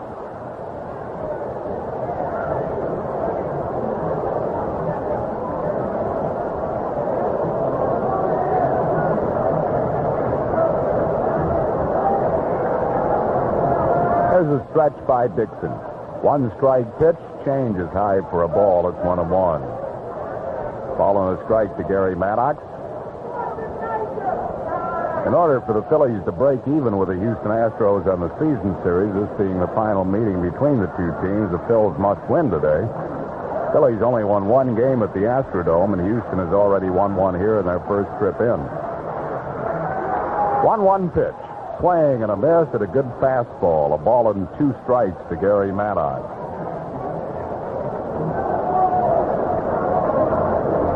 Bottom half of the fourth inning, score tied at 2. 1-2 pitch. Swing and a punch shot into shallow center. Drifting out is Howe, and he can't make the catch. Hebner's going to have to hustle to get to second, just safe there. Hebner, for some reason, started back toward first and really had to hustle to get to second base. A looping single for Gary Maddox. He's now hitting 7 straight. Richie Hebner evidently got confused and thought the ball was caught because he headed back toward first. Just barely got into second ahead of the throw. I think what happened was as he lost sight of that ball, Art Howe went out and tried to make an over-the-shoulder catch like a football player going downfield under a pass, and I think his back was to Hebner, and it looked like Art Howe had caught that ball, and Richie did start back to first, and he was very fortunate to get to second base. So the Phillies have their first 2 men on base here in the fourth inning, and that'll bring on Tim McCarver. Tim struck out his first time up. Richie Hebner at second base, Gary Maddox at first base, nobody out. 2-2 ball game.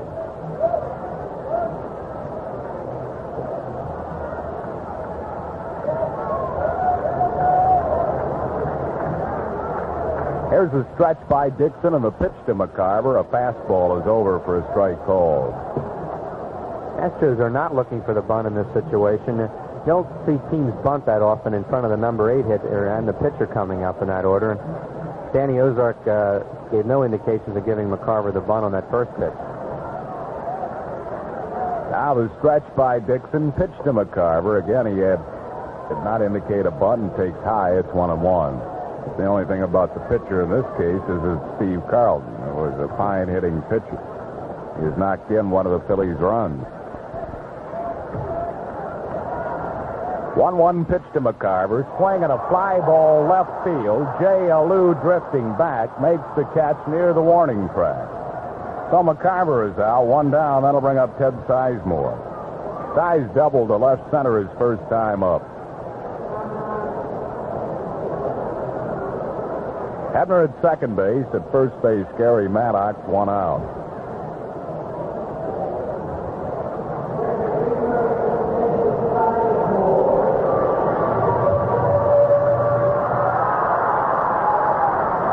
Sizemore has doubled and scored a run.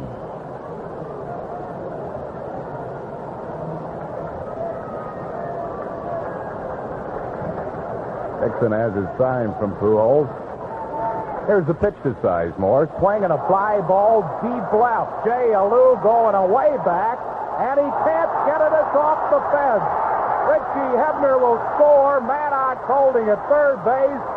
Sizemore is second with a double, and the Phillies lead it 3-2. Well, Jesus Alou, whenever you play him, you're playing him for his offense and not his defense. And that ball was hit high enough, and he should have caught it. I don't know how they're scoring at a base hit, and he should have caught the ball, though. That definitely is a bad play by the Houston left fielder. So the Phillies have runners at second and third and a run in. Sizemore with his second double. He scored one and knocked in one. And the Phils lead it 3-2. That'll bring on Steve Carlton, the pitcher, who has singled to drive in a run.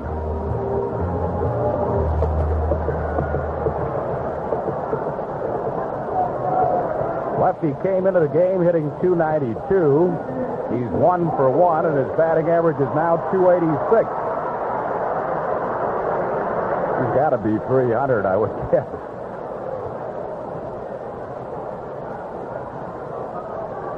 The infield plays in with the runners at second and third and one out. Here's the pitch to Carlton. Bouncing up there for a ball. 1-0 to Steve Carlton.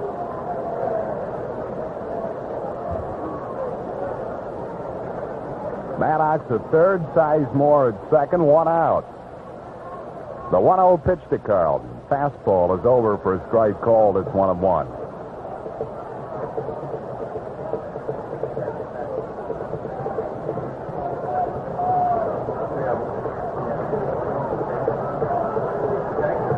Now the stretch by Dixon. 1-1 pitch. Swing and a fly ball into center field, not deep. Poole is there, makes the catch. Maddox tags, and he's coming, and the throw, it's not in time. He scores. Sizemore goes to third, and it's thrown away at third base, and Sizemore scores. Terry Poole's throw from center field was way off target down the first baseline. Pujols getting the throw, had no shot at Maddox, tried to get Sizemore going into third base, and threw it down the left field line, and the Phillies lead it 5-2. Well, the Phillies really shouldn't have gotten one run out of that, let alone two, because like Harry said, the ball was hit the shallow center field, and Poole made a... If you're listening to this on any YouTube channel other than Classic Baseball on the Radio, be sure to check out the YouTube channel Classic Baseball on the Radio. This game was first posted. Carlton, a sacrifice fly and a run batted in. Here's Jerry Martin, and he takes high for a ball. Sizemore scoring on the throwing error on Luis Pujols. Phillies lead 5-2 here in the fourth.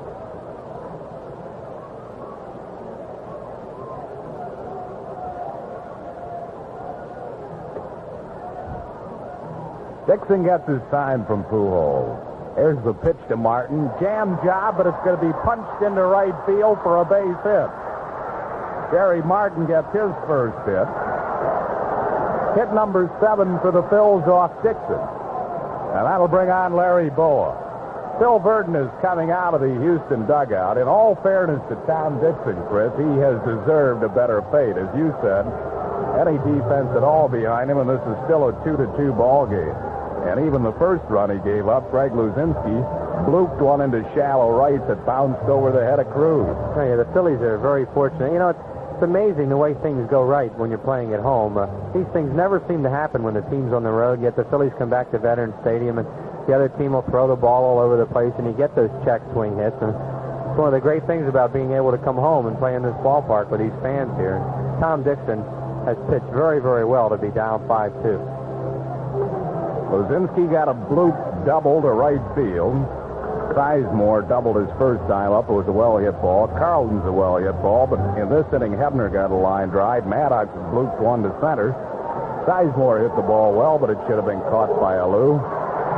Jerry Martin got jammed on his base hit. But the Phillies lead at 5-2 here in the fourth, and here's Larry Bow. Pitch on the way, and Martin is going. Pujols' throw is high and not in time. Stolen base, Jerry Martin. That's Martin's sixth stolen base of the year. He's at second base with 2 outs. The count 1 ball and no strikes to Larry Boa. Boa robbed of a hit his last time up on a great play by Howe, and now Jerry Martin is down at second base, and he looks like he's holding his back. Jerry Martin down at second base. Phillies trainer Don Seeger coming out. Phillies have lost right fielder Bake McBride for an undetermined period of time, and Martin is holding his knee. Oh, no. Jerry is holding his left knee.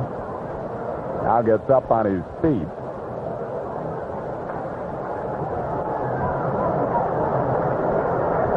Shaking it a little bit. Martin's on his feet. Bill DeMars, Danny Ozark, and Don Seeger all out looking at him. Let's check the Major League scoreboard while we have this moment. Seattle and Cleveland rain delayed in the first game of their doubleheader. Seattle leading 1-0. Detroit leads California 1-0 after 3. Game 1 of the doubleheader. Don Ossie against Dave Roseman. Oakland and Toronto are 1-1 in the third. Toronto's run coming on an Alan Ashby home run. Baltimore at Minnesota, Jim Palmer going against Gary Stidham. Boston at Kansas City has Jim Wright against Rich Gale.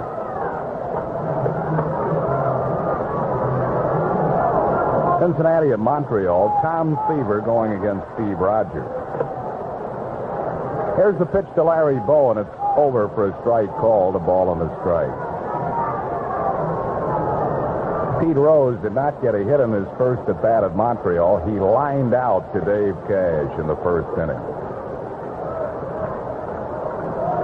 1-1 pitch to Bow. A swing and a base hit to right field. Martin being waved around third. Cruz throw to the plate. Offline. Jerry scores. Phil's lead at 6-2. Bow going to second on the throw. Give Larry a single and a run batted in. The Phillies now lead at 6-2. That'll bring on Mike Schmidt with Bow at second base. Bow has hit safely in 6 straight games, but the amazing thing is he's hitting about 600 in that time. There's Mike Schmidt. He has walked and scored a run and fouled out to Pujols.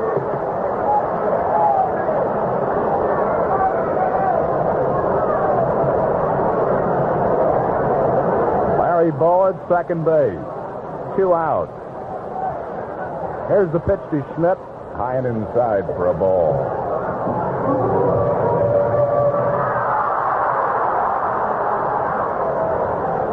One and nothing to Mike Schmidt.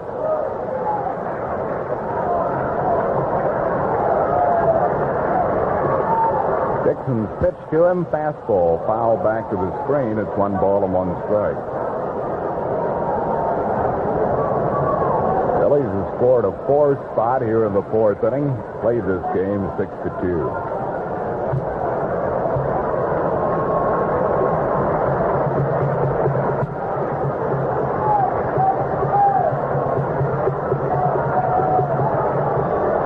Now Dixon stretches. 1-1 pitch. Good breaking ball for a strike called. It's a ball and 2 strikes to Mike Schmidt.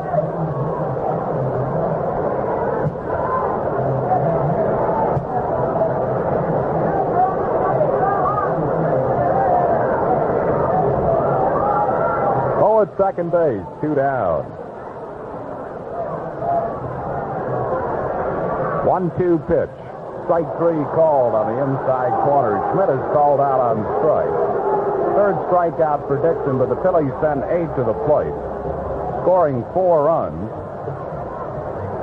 5 hits, 1 Houston error, and 1 man left. And at the end of 4, it's 6-2 Phil.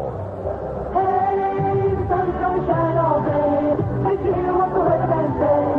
It's time for a toast. It ain't no joke. The sun's gonna shine all day. Hey, the sun's gonna shine all day. Coca-Cola, when the midday sun takes over. Okay, it's life, and everybody wants a little. Okay, it's life,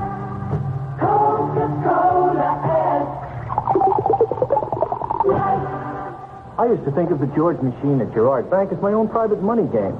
If I forgot to go to the bank or needed cash on a weekend, there he was. Proceed to go and collect $200. Man, I owned that withdrawal button. You know what I mean? And then I looked at all the buttons. Wow. Checking, savings, deposits, loans, transfers, balances. I got a whole bank right here. Now I do my everyday banking with George. I push the button, and I run the bank. George lets you be the banker. Girard Bank. We're there when you need us.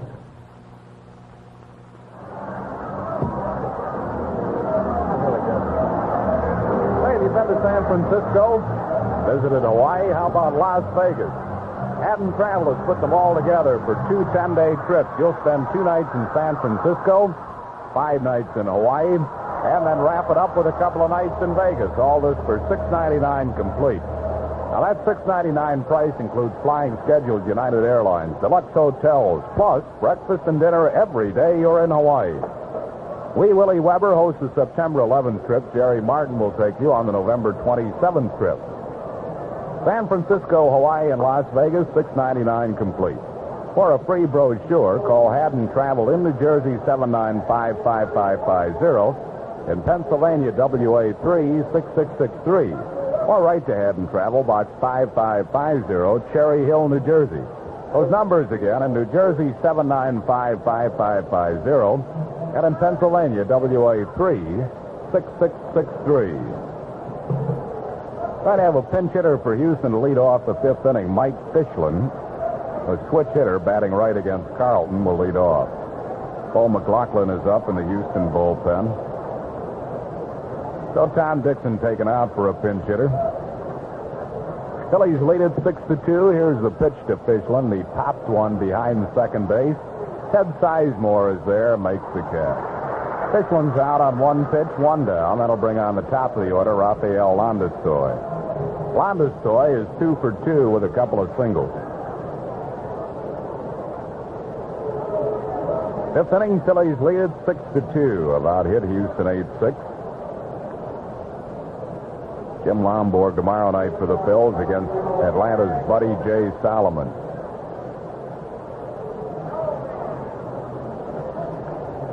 Wind up by Carlton. Here's the pitch to Landstoy, and a fastball is over for a strike called. 1 strike to Landstoy.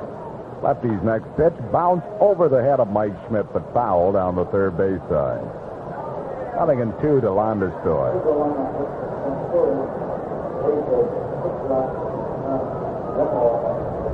Here's the 2-strike pitch. Swinging a ground ball to third. Mike Schmidt has it. His throw to first in time to get Landstoy by a stride. That's 2 down. And it'll bring on Terry Poole. Poole, the center fielder, is struck out and grounded into a fielder's choice.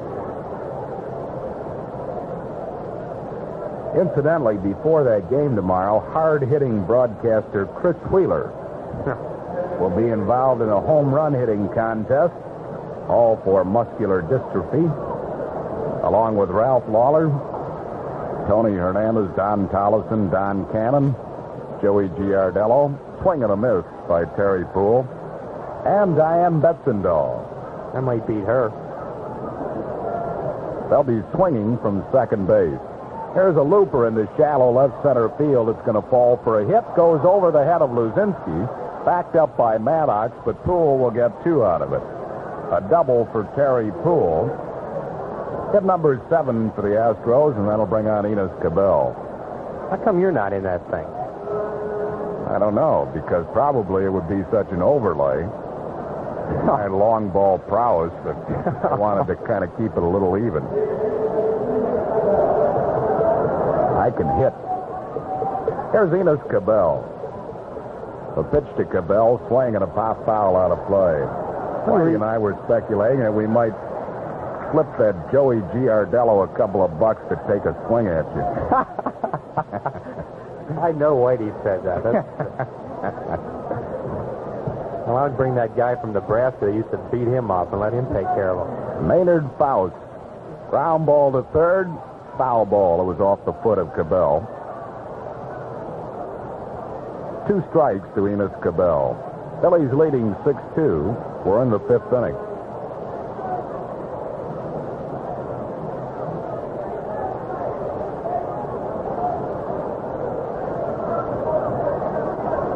you guys would probably like nothing more than to see me fall flat on my face tomorrow night, too. Well, when Gary's there and makes the catch, and Houston goes down in the fifth. No runs, 1 hit, no errors, and 1 left. We go to the bottom half of the fifth inning with a score, Phillies 6, Astros 2. If you think big car roominess and small car economy together in one car is worth seeing, see Volare and get your money's worth. No 6-cylinder automatic transmission car built in America gets better mileage than Volare. The EPA estimates are 27 miles per gallon on the highway, 20 in the city for a 1-barrel carburetor Volare. And the wagon model gives your money's worth of convenience. See your Chrysler Plymouth dealer now for Volare. Get the cleanup value of the year, your money's worth, and more. Well, there are lots of motor oils on the market, but only one is made for small cars, Castrol. Unlike ordinary oils, Castrol's viscosity won't break down in smaller, hotter, higher revving engines. That's why Castrol should be standard equipment on your car. Castrol. It's engineered for smaller cars, and it's great for all cars. And you can get all the great Castrol oils at low Penn Jersey prices, which is why they say, when your car's not running like it should before, make a pit stop at Penn Jersey Auto Stores. I just saved myself a trip to the bank and a trip to the post office. I've got this new thing going with George Bank by phone from Girard Bank. Just paid a month's worth of bills, did a whole pile of banking. I even gave myself a loan. Oh, sure. A few other banks have pay by phone, but Girard lets me pay and bank by phone. You know, it's almost like having a Girard Bank right here in my kitchen. Ask for a demonstration of George Bank by phone at any Girard Bank office. New pitcher for the Houston Astros, Bo McLaughlin, and let's pause here for station identification on the Phil's Baseball Network. This is KYW Philadelphia here at 2:58. AccuWeather says breezy, hot, and humid the rest of the afternoon. Some hazy sunshine. Humid tonight. A thunderstorm in many places. Low 72. McLaughlin, a big right-hander. He comes out of Oakland, California, 24 years old. Greg Luzinski, the first one to face him, has doubled and struck out and knocked in a run. McLaughlin gives him a breaking ball that's low for a ball. Bottom of the fifth, Phillies lead 6-2. Here's the 1-0 pitch to the ball, swing and a pop foul out of play. Ball on a strike to Luzinski. McLaughlin was Houston's #1 selection in the June 1975 free agent draft. Big guy, but he is a breaking ball pitcher. 1-1 pitch. High kick and a fastball is pop foul out of play. Ball and 2 strikes to Luzinski. This is a guy, Harry, that Greg Luzinski took into the upper deck at the Astrodome last year. Really an awesome home run. Greg, in fact, thinks that was his most prodigious. I still think the one here against off the Liberty Bell, off Bert Hooten, was that reaching the goal level in the Astrodome is no easy feat. Fastball is high and inside, and it's 2-2. The only ones to hit it in the left field there were Jim Wynn, Doug Rader, Greg Luzinski, and I believe Bob Bailey. Here's the 2-2 pitch. Swing and a well-hit ball to deep center field. Poole away back, can't get it. It bounces over off the fence. Luzinski will get 2 out of it, a stand-up double. Straight away center field, hitting at the warning track just at the base of the fence at the 408-foot mark. Luzinski's second double of the afternoon. He's at second base, nobody out. It'll bring on Richie Hebner. Hacker has grounded out, singled, and scored a run. Phillies lead this game 6-2, bottom half of the fifth inning.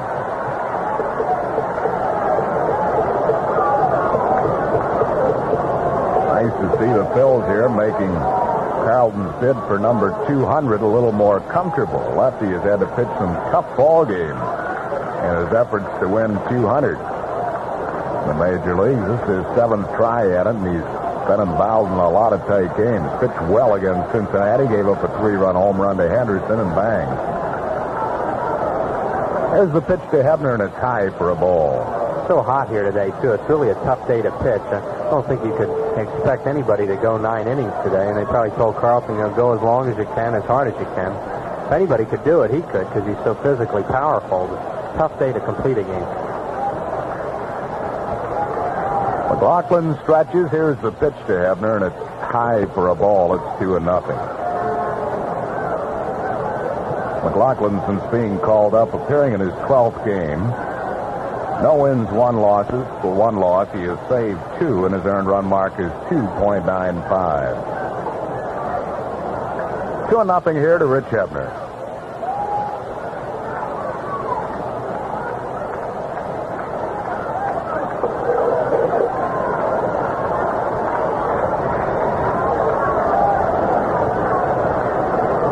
There's the stretch by McLaughlin. And the 2-0 pitch. It's high, ball 3. 3-0 the count to Rich Hebner. He'll be followed by Gary Maddox. Bottom of the 5th, Phillies lead this game 6-2.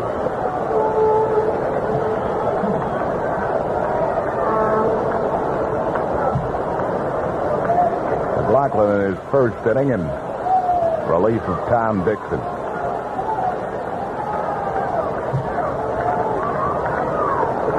Here's the 3-0 pitch. Outside ball 4. Hebner walked on 4 pitches. So the Phillies have 2 men on base. Nobody out. It'll bring up Gary Maddox. He has flied out to left and looped a single to center. Gary's now hit safely in 7 straight games.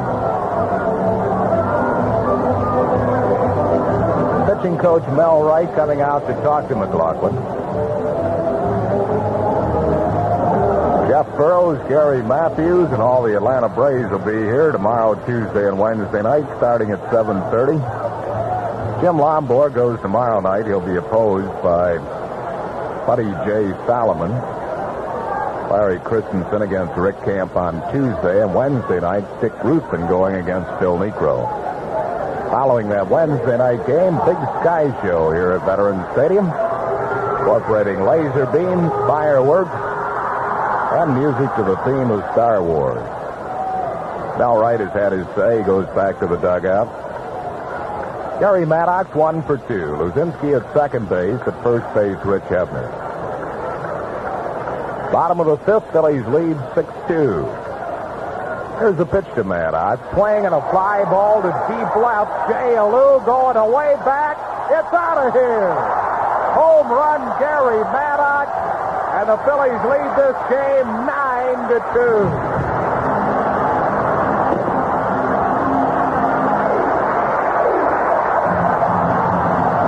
So Gary Maddox jacks one out of here. His 8th of the year.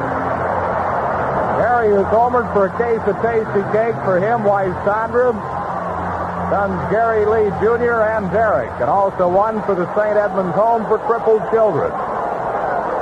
I think the Houston Astros thought that Gary Maddox was going to bunt then, because they were coming up. The first baseman and the third baseman were really coming in on that play, and Bo McLaughlin kind of just laid a nothing pitch in there, a fastball, and Gary ripped it right out of here. I don't know, Phillies very rarely bunt with Maddox, and there's no way they were going to bunt in that situation. He rode it right out of here. So the Phillies now lead 9-2. Here's Tim McCarver. Swing and a pop foul. It's coming back and out of play. McCarver has struck out and flied out to left.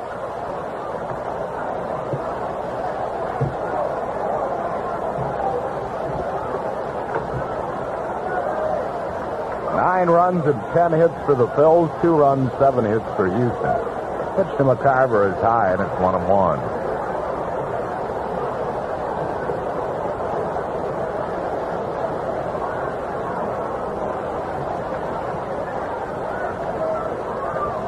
Ball on the strike to Tim McCarver. Still nobody out in the inning. There's a pitch to Tim, swinging a high pop-up in the infield. Shortstop Landis-Toy makes the call behind the mound, makes the catch. So McCarver is out 1 down. That'll bring up Ted Sizemore. Sizemore is 2 for 2 with a pair of doubles. Ted has knocked in a run, and he has scored 2.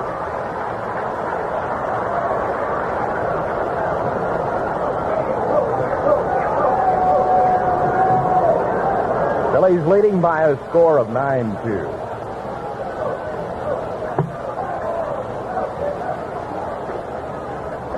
Pitch to Sizemore is in the dirt for a ball.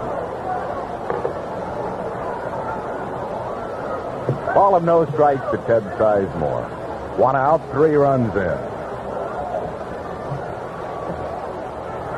There's a pitch to Ted, looped down the right field line. Watson chasing, can't catch up to it. Bob falls into the seat after his effort. Watson chasing that little humpback line drive, hit the railing, fell into the seat. He's in the second row, but Watson is all right. Well, it was a good effort by Watson, and that's the kind of ball player he is. It's a hot, muggy day, about 140 on the carpet of this ballpark. Down 9-2. It's the type of ball that you can say, well, I just can't get, but he made a heck of an effort. You're as big as Bob Watson, and he's nicknamed the Bull, too, like Greg Lazinski. When you're that big, it's kind of tough to stop your momentum, and he was really hauling going over there to those deluxe boxes. Those fans got a big man in there with them. Ball on the strike to Ted Sizemore. 1 out, nobody on base. 3 runs across. Phillies leading 9-2.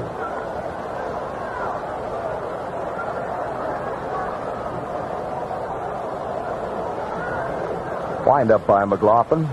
And the pitch. Swinging a foul back to the screen. Ball and 2 strikes to Sizemore.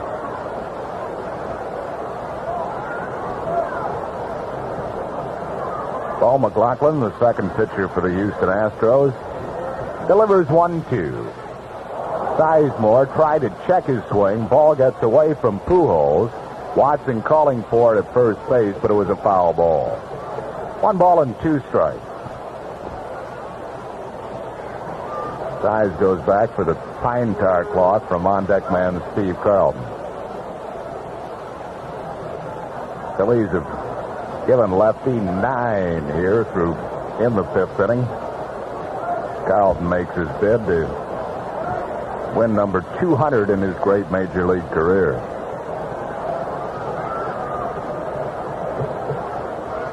Ball and 2 strikes to Sizemore.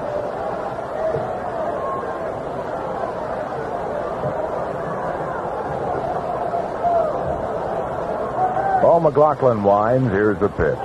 Swinging a ground ball to third, picked up by Cabell. His throw to first in plenty of time. Sizemore is out. That's 2 down, and that'll bring on Steve Carlton. Carlton has singled and hit a sacrifice fly. He is 1 for 1. Has knocked in 2 runs. Lefty hitting 300 right on the nose with his 1 for 1. 2 outs, nobody on base.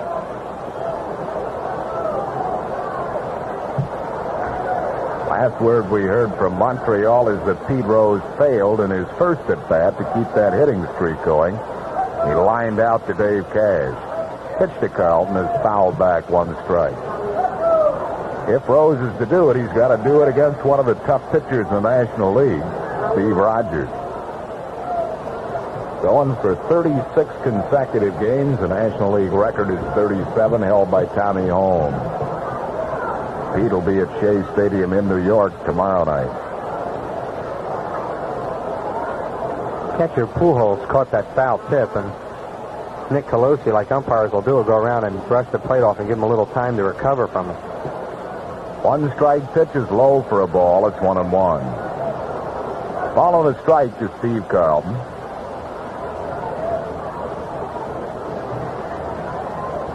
McLaughlin's pitch.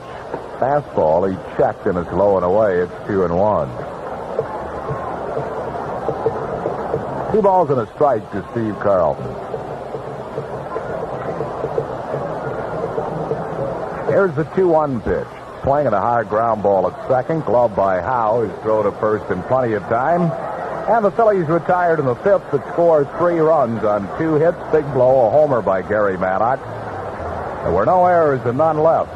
After 5, the Phils lead Houston 9-2, and now it's time for a tasty break. Hi, Sam here with the Tasty Cake Baseball Baffler. In our last series of Bafflers, we asked you to match up some famous baseball players with their nicknames. Let's try it again. See if you can remember the Commerce Comet, the Splendid Splinter, the Say Hey Kid, the Whip, and the Barber. While you toss that around, another great matchup is a tall, cold glass of milk and a package or two of fresh-baked Tasty Cake. Just sink your teeth into tantalizing Tasty Cake chocolate cream, mouth-watering orange and marshmallow treats, the goodness of chocolate cupcakes, or choose from more than 30 delectable kinds of cakes, pies, and cookies. The kind of taste that earned Tasty Cake its good name over 60 years ago. And now here's the answer to our bath list. The Commerce Comet was Mickey Mantle. Ted Williams was the Splendid Splinter. The Say Hey Kid was Willie Mays. Ewell Blackwell was the Whip. And Sal Magby was the Barber. Baseball and Tasty Cake. They're all the good things wrapped up in one. And now from the KYW newsroom, at 2:30 this afternoon, the official temperature hit 99 degrees at Philadelphia International Airport. Of course, that establishes a new high temperature record for the date. Previous record of 98 degrees was set back in 52 and in 55. This is the hottest afternoon since 100 degrees was hit back on July 21st of last year. Right now, it's 100 and sunny on Independence Mall. Now back to the bet.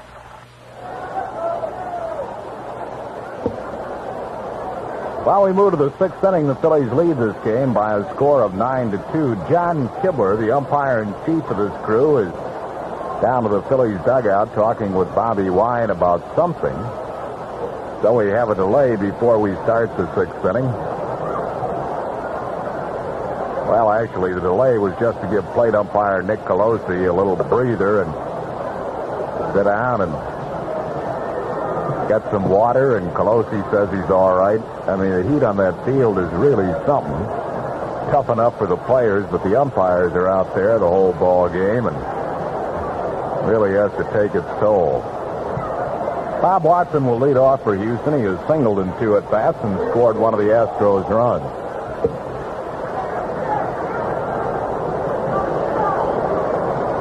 Here's Carlton's pitch to Watson, and it's outside for a ball. 1-0 to Bob Watson. 1-0 pitch to him. A curveball is top foul behind the Phillies dugout. 1 ball and 1 strike. Carlton, in his last outing against Cincinnati, did not throw any curves. He threw all fastballs and sliders. It looks like he has thrown a couple here. Swing and a line drive to left field. Luzinski can't get it. 1 hop and off the top of the fence and into the Houston bullpen for a ground rule double. So Watson has his second hit. That is hit number 8 given up by Carlton, and that'll bring on Art Howe. Howe is struck out, doubled, and knocked in a run.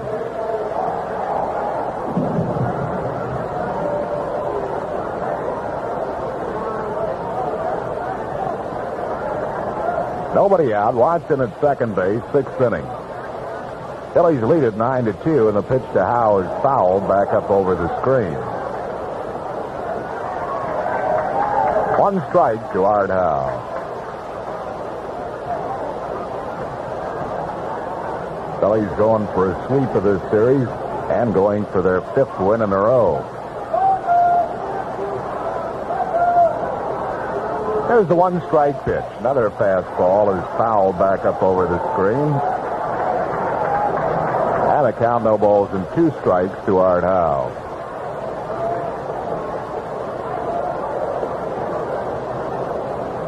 Phillies have 9 runs and 10 hits. Houston 2 runs and 8 hits. There's the 2-strike pitch. Swing and a bouncing ball. Tapped to third. Schmidt has it and throws, and Howe is out by a stride, 1 down. On the play, Watson holding on at second base. That'll bring on Jesus Alou. Alou is 1 for 1. He has doubled and hit a sacrifice fly to knock in a run. Jesus, always a good hitter. Been out of Major League Baseball since 1975. Was playing in the Dominican Republic. Scouted by John Mullen of Houston, and he can still swing the bat, so the Astros signed him to a contract.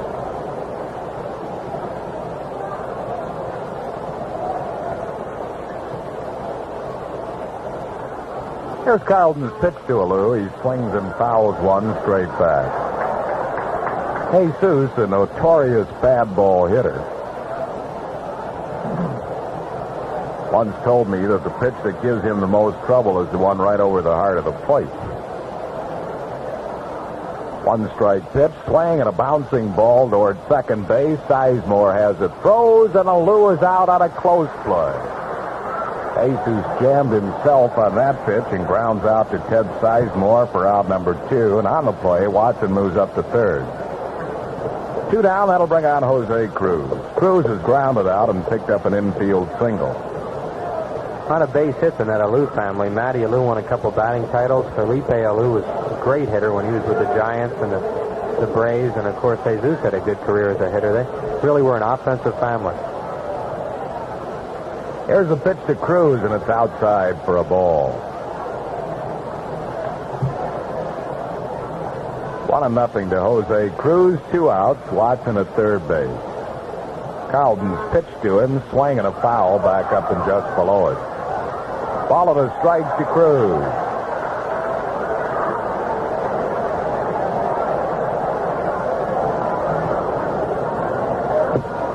Two outs. Watson at third base. 1-1 pitch grounded to Larry Bow at short. He has it and throws, and Cruz is out. For Houston in the 6th, no runs, 1 hit, no errors, and 1 left. We go to the bottom half of the 6th inning. It's Phillies 9 and Houston 2. When you paint this year, select the paint that lasts longer. MAB Seashore House Paint. It gives you more years per gallon. In fact, it's the best paint you can buy. That's because MAB Seashore House Paint was especially designed for the harsh, rugged weather conditions on the shore, like wind, rain, sun, and especially salt air.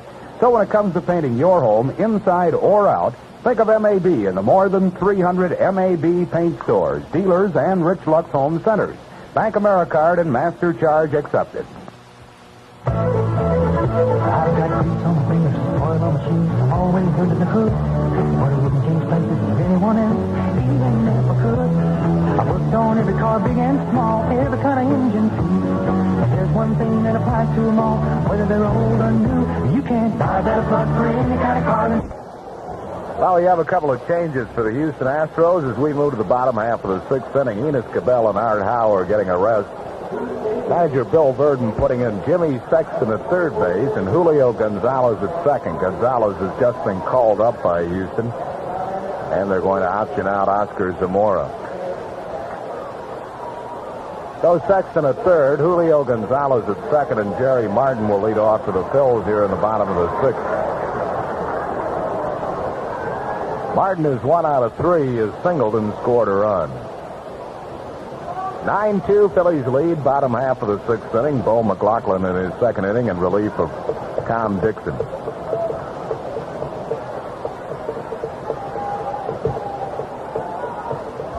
Wind up by McLaughlin, and the pitch to Jerry Martin is a fastball low for a ball. Houston starter Tom Dixon really deserved a better fate. He pitched fairly well, but had shaky defense behind him. Here's the 1-0 pitch.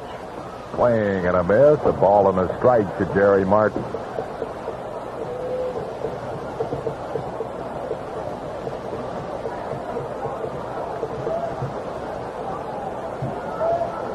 Bo McLaughlin gets a sign from Pujols. 1-1 pitch. Fastball is over, and he's in front of Martin. A ball and 2 strikes.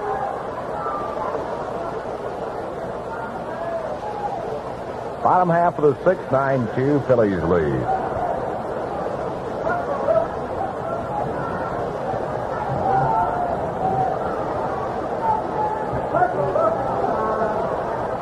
Ball and 2 strikes to Jerry Martin. Pitch to him is low for a ball. It's 2-2. Cincinnati, Montreal are 0-0 at the end of 2. That's Tom Seaver against Steve Rogers. Atlanta leads New York 1-0 after 4. Larry McWilliams just called up, starting his second game against Jerry Koosman. Here's the 2-2 pitch. Swinging a foul back. It stays 2-2. The White Sox lead the New York Yankees 1-0 at the end of 4 behind Ken Kravik. He's going against Ed Figueroa. Seattle and Cleveland are still rain delayed at Cleveland at the end of 2, game 1 of their scheduled doubleheader. California's tied Detroit in the first of 2 at Detroit 1-1 in the 6th inning. Don C against Dave Roseman.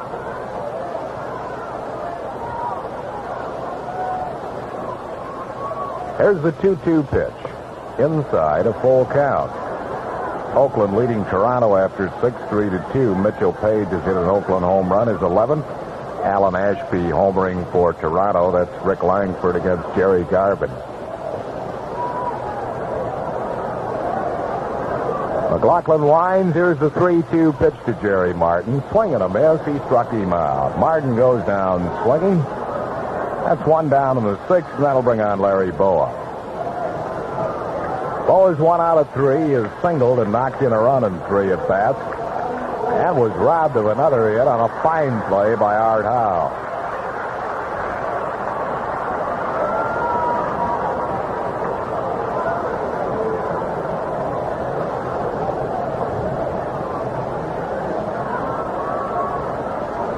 One out, nobody on base, 6th inning. Here's the pitch to Boa. Swing and a drive into center field. Poole there, though, and makes the catch. Larry hit the ball well, but caught by Terry Poole in shallow left center field for out number 2. That'll bring up Mike Schmidt. Schmidt's nothing for 2. He has walked, fouled out, and struck out. He has scored a run.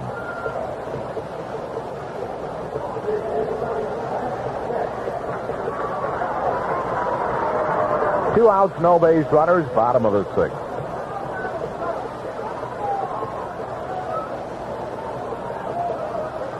Here's the pitch to Schmidt, swinging a ground ball, foul ball down the 3rd baseline. On strike to Mike Schmidt.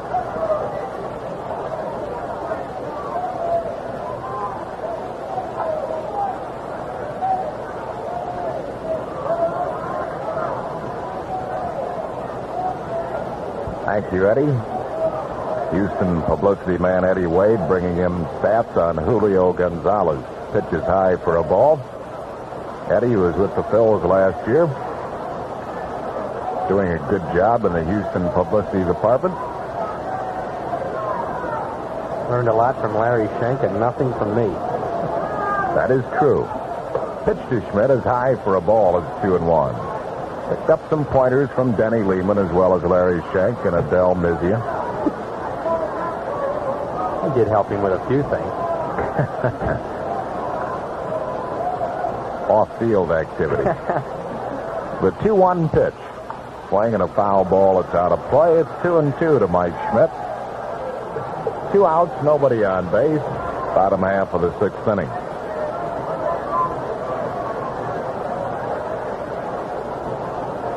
After 1 year with us, Ed Wade now has no vices. Yeah.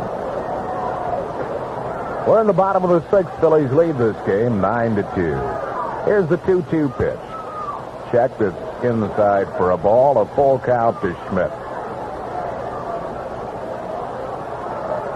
Game tied at 2-2 in the 4th inning, but the Phillies got 4 in the 4th and 3 more in the 5th on Gary Maddox's 3-run homer.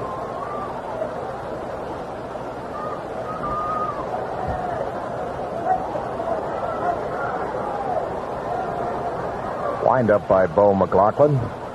And the 3-2 pitch. Blown away, ball 4. He walked him. So Schmidt's a base runner with 2 outs. That'll bring up Greg Luzinski. Greg's 2 for 3. He has doubled, struck out, doubled. He has knocked in a run and scored a run. Bull now with 60 runs batted in this year. He's doing something that's really tough, too. He's brought his batting average up about 22 points now in the last 9 or 10 games. He has a lot of at-bats, so you have to be getting almost 2 hits a game to bring your average up like that. He was hitting in the 230s, and there's just no way Greg Luzinski's going to hit 230 something. Pitch to the ball is a breaking ball that's low for a ball. 1-0 the count to Luzinski. First time against McLaughlin, he hit one at the base of the center field fence. There's the pitch to Greg. A fastball is high, and it's 2-0.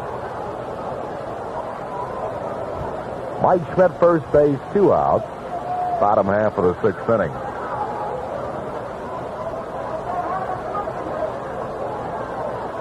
Here's the 2-0 pitch. High again, ball 3. 3-0 the count to Luzinski. Greg looking down at Bill DeMars. Probably will have a light here if he sees something he likes.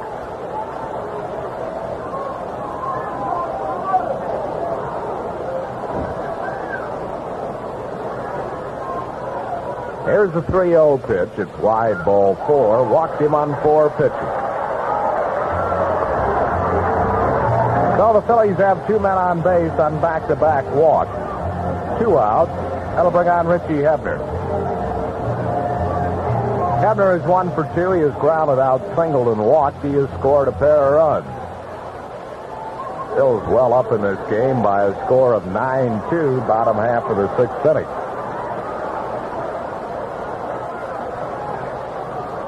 Mike Schmidt at second, Greg Luzinski at first.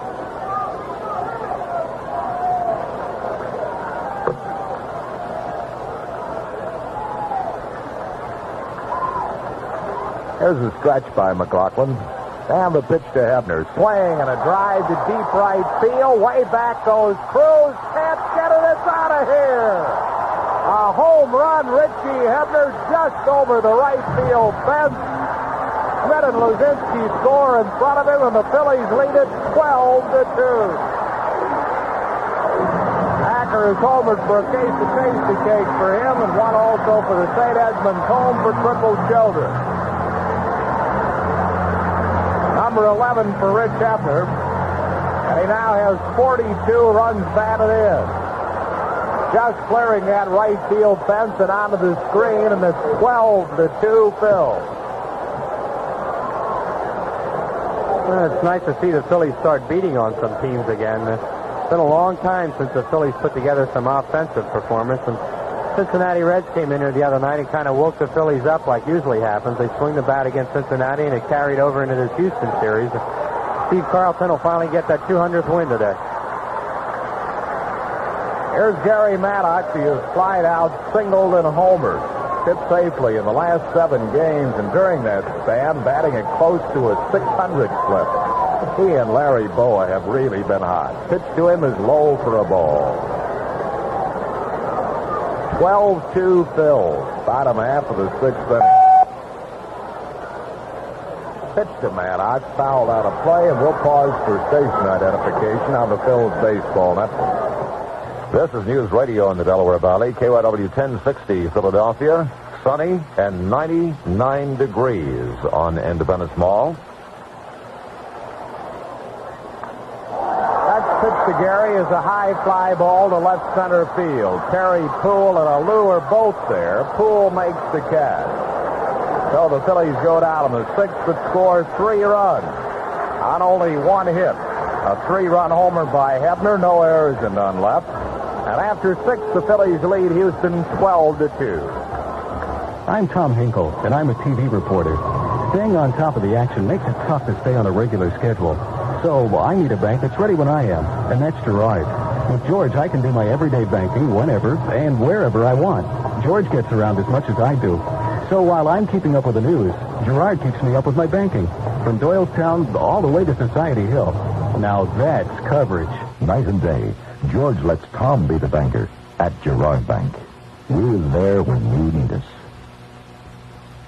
For Penn Jersey Auto Stores, here's NASCAR racing champion Bobby Allison. If you want tough, long-lasting auto parts, get Penn Jersey's own Trax brand parts. They're built tough to last long, and you can count on it. And now you can get Speed Shop quality at Penn Jersey prices. Trax brand rebuilt bonded brake shoes for most American cars. 4 shoes for 2 wheels, just $5.55 with your old brake shoes. Penn Jersey's own Trax brand rebuilt carburetors for most American cars, as low as $15.95 with your old carburetor.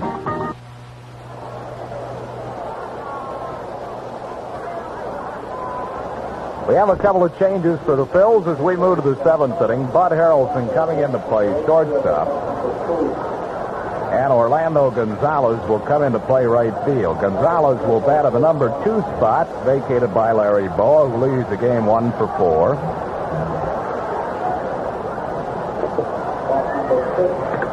And Bud Harrelson will bat in the 6th spot, vacated by Gary Maddox, who leads the game 2 for 4, including a 3-run home run. Phillies lead this game 12-2, and leading off for Houston will be Luis Pujols.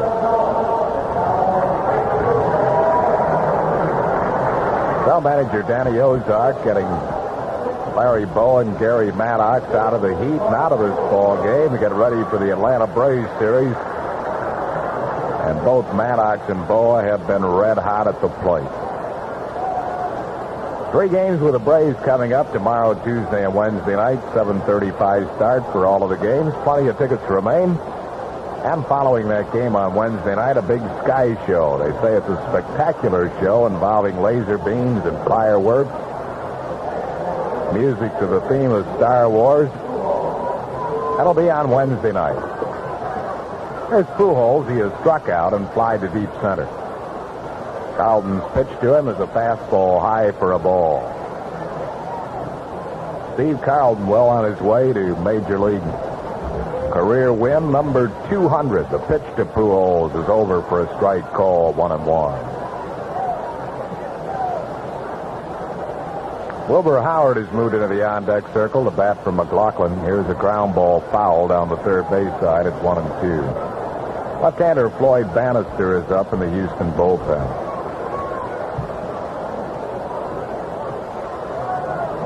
1-2 pitch to Pujols. Ground ball to deep third. Short hop by Schmidt. The throw a little high, but Hebner holds the bag, and Pujols is out, 1 down. I'll bring on Wilbur Howard, the switch-hitting outfielder. He will bat for Bo McLaughlin.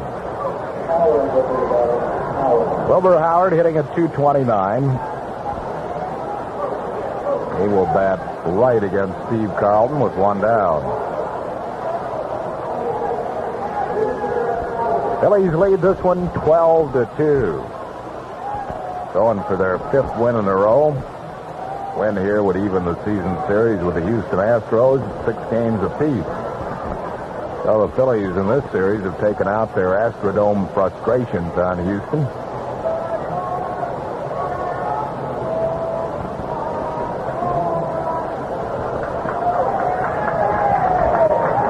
There's the pitch to Howard. He pops one foul. It's back and out of play. 1 strike to count to Wilbur Howard. 1 down, 7th inning. Phillies lead 12-2. Lovely young lady down in the stands just then tried to make a catch on a foul ball. She ought to stick to just sit there looking good all day.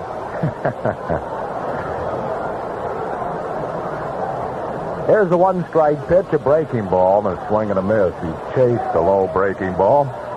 0-2 to count to Wilbur Howard. 1 out, nobody on base.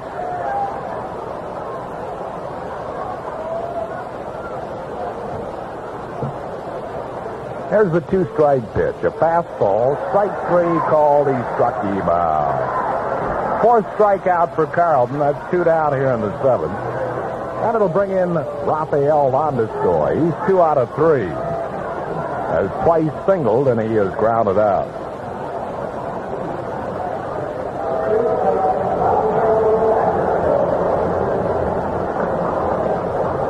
Kansas City leads Boston by a score of 5-0 in the 3rd inning. The Royals have really given the Red Sox problems. Hard ground ball. Ted Sizemore backhands nicely and throws, and Landeskog is out. So Houston 1-2-3 in the 7th. We move to the bottom half of the 7th inning. It's Phillies 12 and Houston 2. In 1977, the Phillies broke one of their club records that had stood for nearly 50 years, 186 homers in 77, easily smashing the 153 homers that set the 1929 record. And speaking of records, last year Lincoln Mercury sales set an all-time record. Look at Lincoln Mercury's lineup and you'll know why. Luxurious Lincoln Continentals to fun-to-run Mercury Bobcats. Your dealer has them all. 2 great lineups for 78, the Phillies and your Lincoln Mercury dealer. Both are looking forward to breaking new records. See your Lincoln Mercury dealer's lineup now at the sign of the cat. Families about to buy a water softener should check into Culligan's new Aqua Sensor, the conservation water softener. Aqua Sensor is a Culligan exclusive. It's years ahead. Aqua Sensor checks on water hardness electronically, so it recharges automatically only when necessary and only at night. It saves on water, energy, and salt. Interested in savings and quality, too? Call your local Culligan man. Ask about his Aqua Sensor, the conservation softener. Culligan is in the white pages under C for Culligan. Receive a $50 replacement allowance direct from General Electric when you replace your old washer with a GE large capacity washer, model WWA 8450V or WWA 8500V. Buy a GE no-frost refrigerator, model TVFM 18VW, and get a built-in automatic ice maker at no extra charge. Offer good now through August 31st. Available at Nate Benz Reliable, 2116 Market Street in Philadelphia. Now the Phillies are well up, 12-2 as we move to the bottom half of the seventh inning. The new pitcher is Floyd Bannister, and for more play-by-play, here's Andy Musser. All right, Harry, and just as you were bringing me on here, I just heard over the press PA that Pete Rose has grounded out, so he is 0 for 2 in his ball game today. At Montreal, Rose nothing for 2. Left-hander Floyd Bannister coming on to do the hurling for Houston. Bannister is 3-6 this year, a 4.38 earned run average. He has been used both as a starter and as a reliever for the Astros. In fact, he has one appearance so far in this series. Phillies with a commanding 12-2 lead, trying to win this ball game today to earn a split on their season series with the Astros. Here's Tim McCarver, who doesn't get to face that many left-handed pitchers. Tim is 0 for 3 today.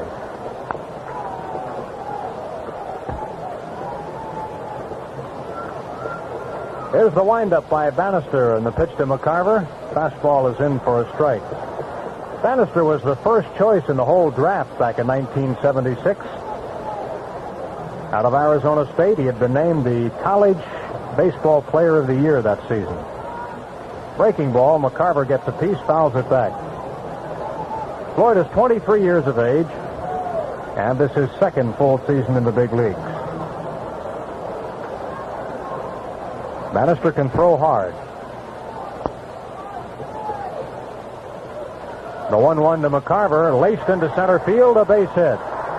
Tim McCarver with a single into right center field, and he's aboard for the first time today.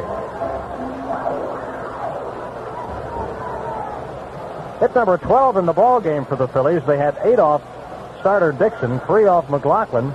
2 of them were 3-run homers. And now 1 off Bannister.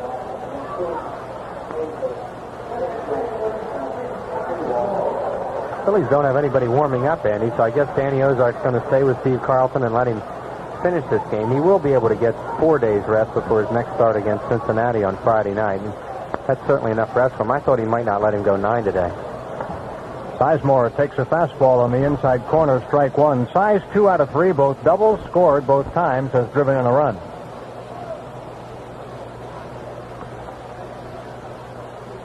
Pitch to Sizemore, low, a ball. 1 ball, 1 strike. Only 1 inning in this game did the Phillies fail to hit. That was the 3rd. Dixon retired them in order. And the 1-1 pitch to Sizemore. Ground ball to shortstop. On over to Gonzalez at second for 1. Back to first, an easy double play. Sizemore grounding into a double play. 2 outs in the inning, and Steve Carlton is coming up.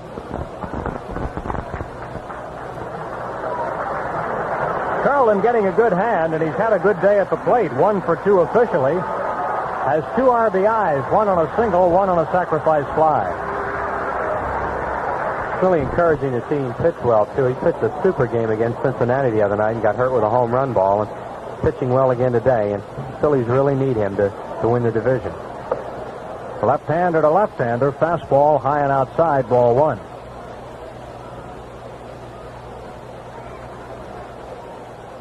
Here's the pitch to lefty, low, ball 2, 2-0. Carlton's batting average on the board in right center field, and even .300. Swinging a pop foul out of play, third base side. 2 balls and a strike to Steve Carlton.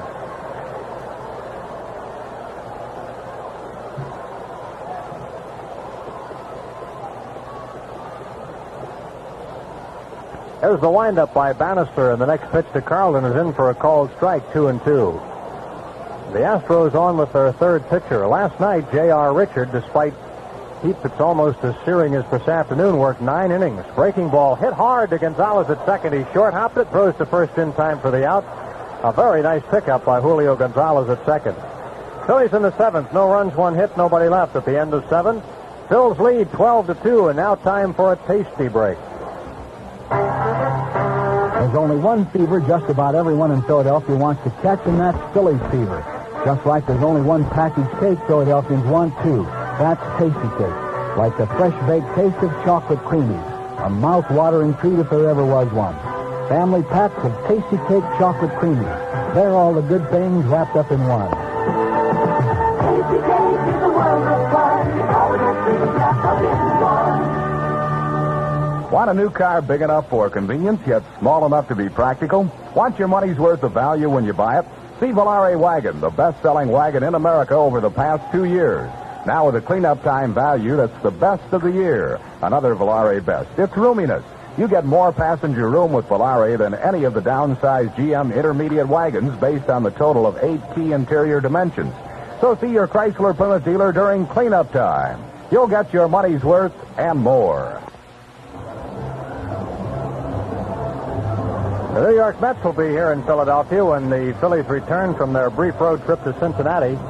Monday, July 31st, the game time has been changed to 8:10 that night. Tuesday, August 1st, the Phillies and the Mets on Hot Dog Night. A free hot dog for all fans, plus a hot dog vending contest before the game between Tug McGraw and Willie Montanez. Wednesday, August 2nd, the first of 2 popular business person specials, the Phillies and the Mets, beginning at 12:35 in the afternoon. Plenty of tickets remain for all 3 of those games against the New York Mets. 8th inning baseball. Steve Carlton needs 6 outs to pick up his elusive 200th victory. Batting out of the number 2 spot, Terry Poole, who is 1 for 3, a double.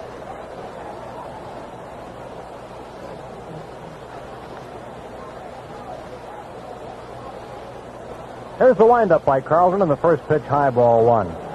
The Astros have 8 hits off lefty. He retired them in order for the first time last inning.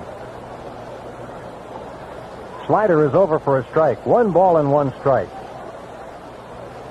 We'd like to send our best along today to Joe Winkler and Jane Nathan. They are hospitalized. Here is a shot into right field. Waiting for it is Gonzalez, and he takes it for the out. Poole flies out to Gonzalez in right field. That's 1 down. Joe Winkler and Jane Nathan are ace salespersons for WPHL-TV and Channel 17 in Philadelphia. The batter is Jimmy Sexton, up for the first time. He's playing at third base.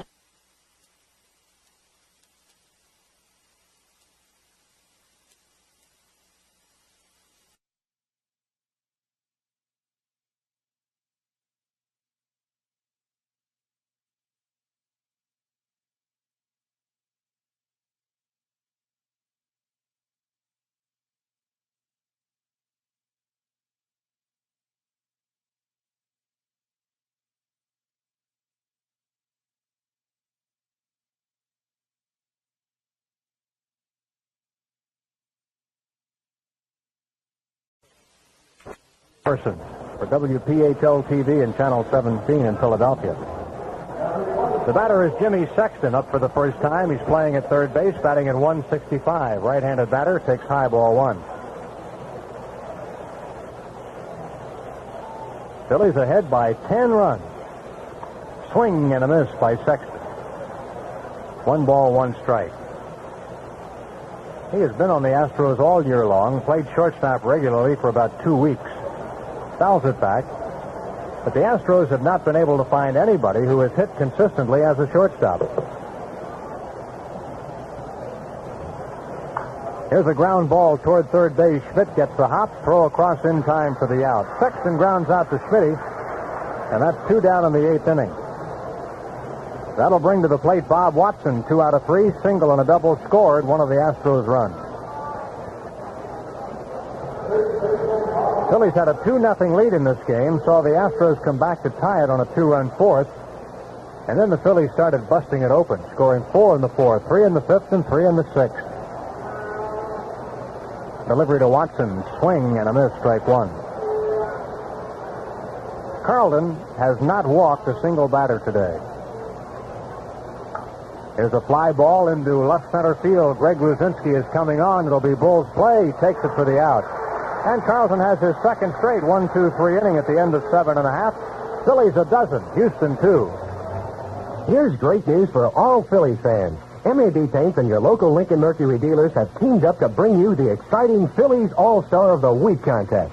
Every week you'll have a chance to be the guest of your favorite Phillies player at a home game. And you could win a Mercury Cougar XR7 or an expense-paid trip for 4 to the World Series. For details and entry blanks, visit your nearby MAB Paint store, dealer, Rich Lutz Home Center, or your local participating Lincoln Mercury dealer. No purchase required. I'm Katie Donlin, and I'm a flight attendant. Most of the time, I'm up in the air or waiting around an airport. You can see why I need a bank like Gerard. With their new George Bank by phone, I can pay my bills right from the gate. And George Bank by phone lets me check my balance, transfer funds, or even give myself a loan. I guess Gerard and I believe in the same thing. Good service. Night and day, George lets Katie be the banker at Gerard Bank. We're there when you need us.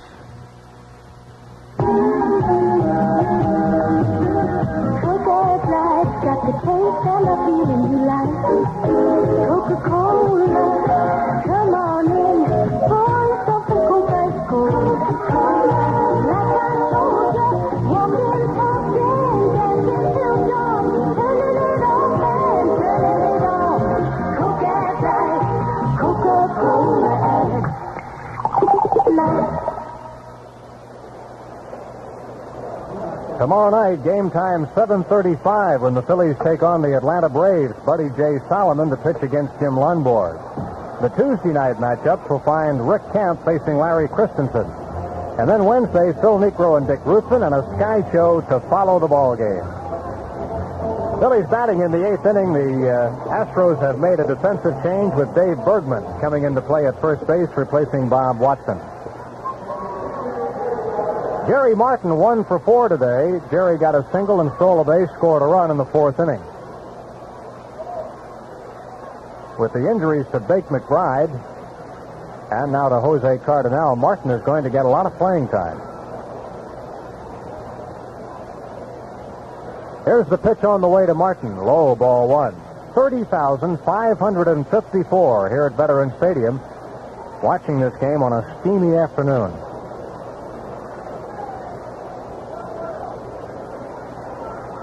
Martin batting at .289. Phillies lead the game 12-2. Here's Bannister's pitch, a fastball in for a strike. Good to see that Jerry's all right. He slid into second base a couple innings ago on a stolen base attempt and came up holding his knee a little bit. And boy, you just hold your breath when that happens. But he appears to be okay. And Phillies really need him right now. And the 1-1 to Martin. This is low, a ball.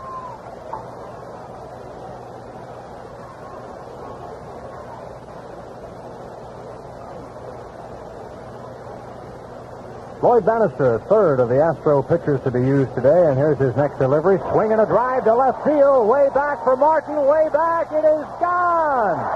Jerry Martin has hit a bases empty home run to add to the Phillies' lead. It is now 13-2.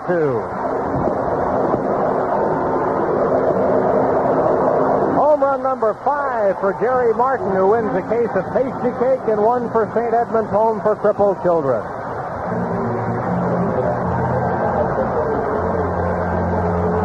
Well, it seemed like there was some series in the Astrodome when the Phillies didn't score 13 runs, let alone score 13 runs in one game. So they're really taking out some of the previous frustrations in that ballpark on the Houston Astros today, and they've really pounded their pitching this series.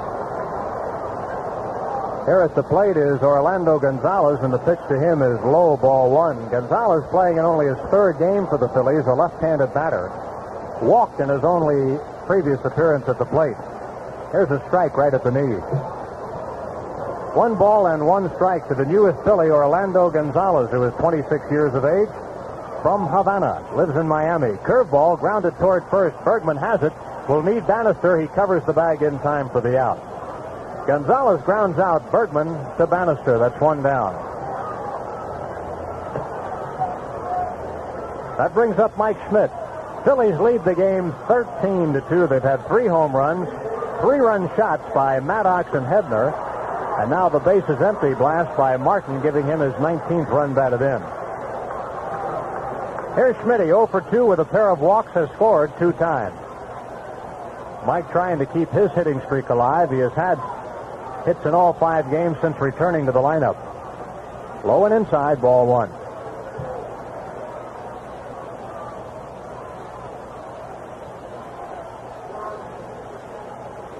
Here's the windup by the left-hander, and the next pitch is below the knees, ball 2.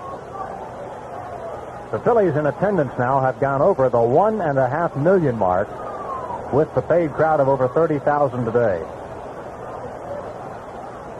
The 2-0 pitch to Schmidt, high, ball 3.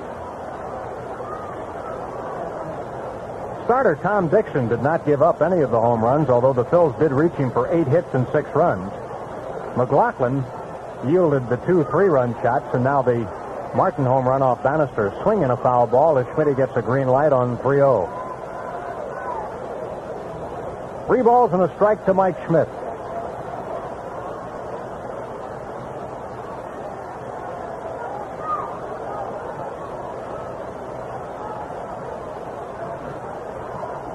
The windup by Bannister in the 3-1 pitch. Foul back to the screen. Full count. Starting time tomorrow night, 7:35. A week from tomorrow, when the Phillies play the Mets, the starting time will be 8:10. That's because that particular Monday night game will be the TV game of the week. Here's the 3-2 pitch to Mike Schmidt. Swing and a pop foul out of play over top the Phils dugout. The Seattle-Cleveland game this afternoon, in fact, a doubleheader, has been postponed by rain. Red Sox coming back a bit. They trail Kansas City 5-3. Their game in the last of the third. Yanks and White Sox 1-1 in the 6th. The return of Reggie Jackson scheduled for today. 3-2 to Schmidt, another foul ball. California leads Detroit 3-1. They're in the 9th inning of Game 1 of their doubleheader. Oakland 5, Toronto 3. A's batting in the 9th inning. Baltimore 6, Minnesota 1. They're in the 5th.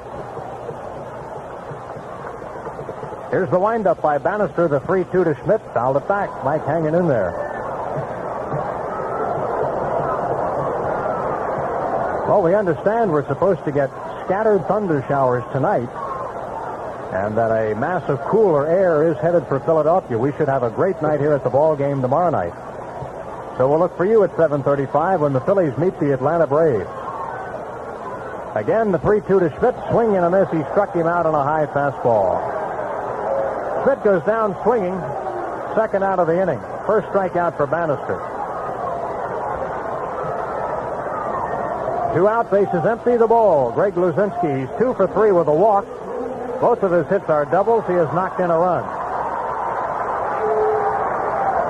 Cincinnati leads Montreal 1-0 there in the 5th.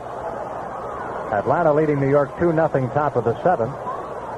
Other games later, and remember to stick around for the Tasty Cake wrap-up show following the ball game. Rich Ashburn will be here. Things stand as they are. He'll be talking with Steve Carlton. They'll play highlights of this game, and they'll run down all the out-of-town scores. First pitch to the ball, a strike. There's a breaking ball high. 1 ball, 1 strike. Greg has his average up to 258. Now, that may not sound like much, but you have to remember he was down in the 230s as recently as when the Phillies were in Houston. Breaking ball slammed into right field. It dropped safely in front of Cruz for a base hit. Greg has 3 hits on the afternoon, 3 for 4. Jumped on a breaking pitch, and that's the 3rd hit given up by Bannister. And right there is an example of things that weren't happening to Bull for some reason earlier in the season. Even when he used to have slumps, and he would have his slumps with the Phillies, he'd get that hit once in a while like that one there where he doesn't hit the ball real well. He kind of hits it off his hands, and he's so strong he gets it out into the outfield. Well, he's starting to get some more of those hits, plus he's swinging the bat well and getting his hard base hits. Naturally, here comes his average back up, and like I said earlier, there's just no way he was going to hit 230. Richie Hebner due for the Phillies, but he's giving way to pinch hitter Barry Foote. Barry batting 188. He has had only 32 at-bats, has 6 hits, 2 runs driven in. Barry, a right-handed batter. Luzinski at first. 2 outs in the inning. Pitch to him is low. Normally at this stage of a ball game, you might see someone going in for the ball, but the Phillies are out of outfielders.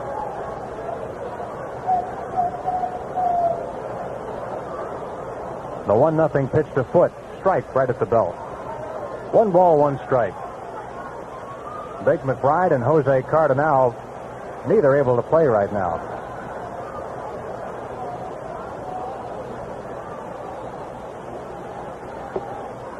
Here's the stretch by Bannister. Ground ball, hard hit, but right to the shortstop. Flips over to Gonzalez at second for the force on Greg Luzinski.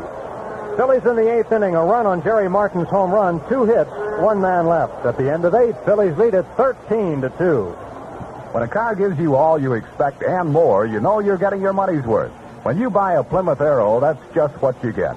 And now, during cleanup time at your Chrysler Plymouth dealer, Arrow comes with the best value of the year.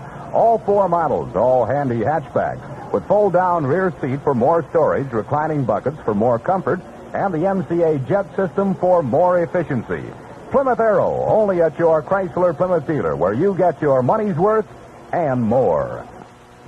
Well, I remember way back in '52, and those magic moments with Mary Lou, hanging out at the drive-in in my 57 Ford V8. Hey, Rocky, I bet my Ford's better than your Ford. Oh, yeah? What do you got in that thing? Yeah, well, I got a new set of Champion Plus. Oh, well. Hey, listen, man, I just remembered I got to get my ducktail trimmed, right?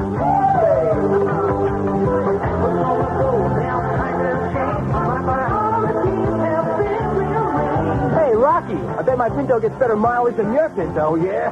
Tell me, what do you got in that thing? Yeah, well, I got a new set of Champion Plus. Oh, wow. Hey, I got a split. I just remembered I got to get a hair transplant, right? Hey, times change. Buy a better plug for any kind of car than Champion.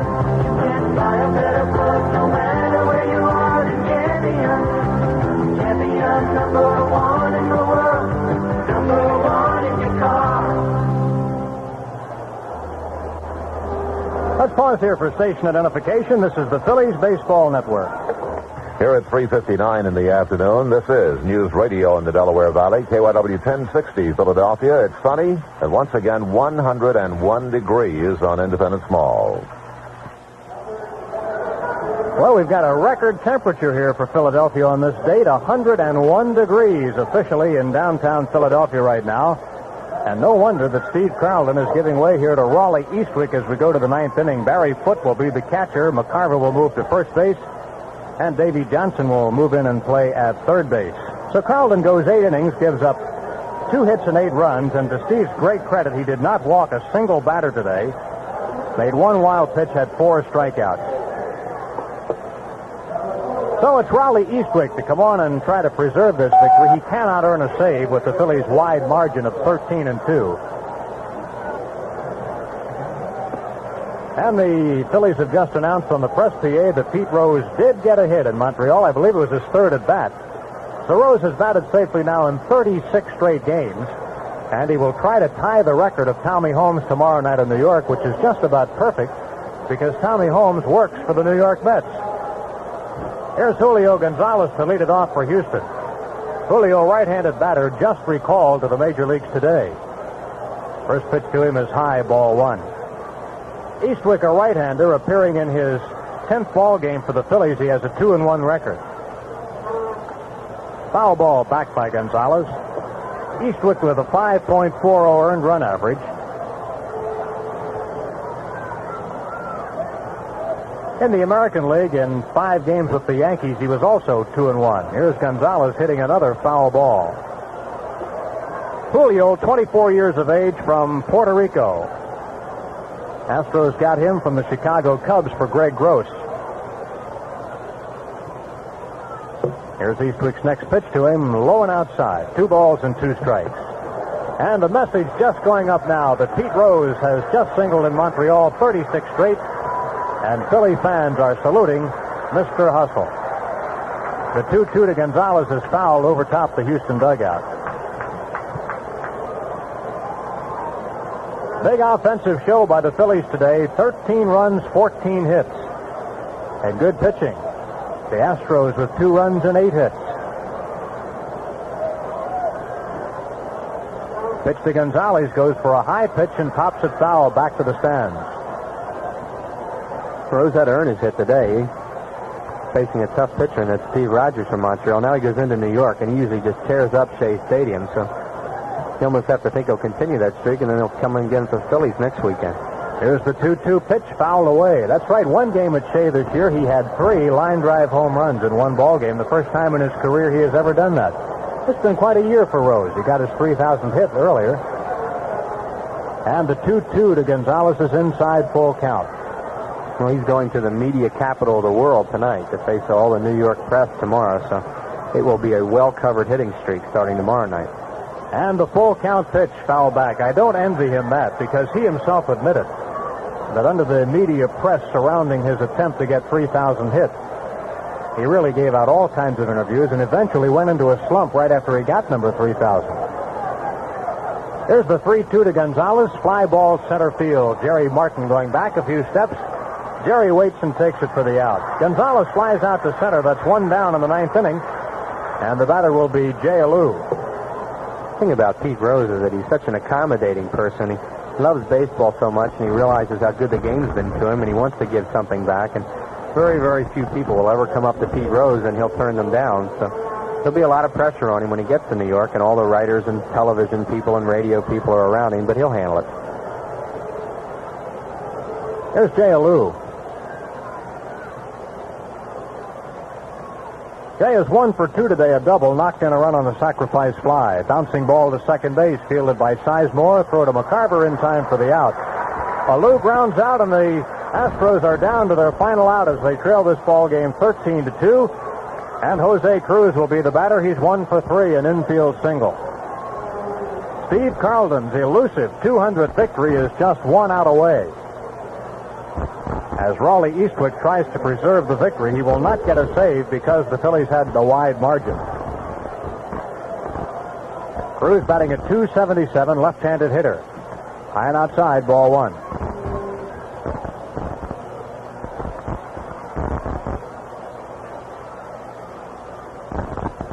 Here's Eastwick's next pitch. Fastball missing outside, 2-0 the count.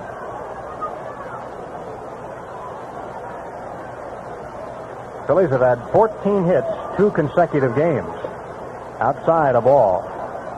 They had 12 hits in the second game of the doubleheader Friday and 10 hits in the first game. So they have really piled up some hits in this Houston series. 3-0 to Cruz. Here's the windup by Eastwick in the pitch. Strike on the outside corner.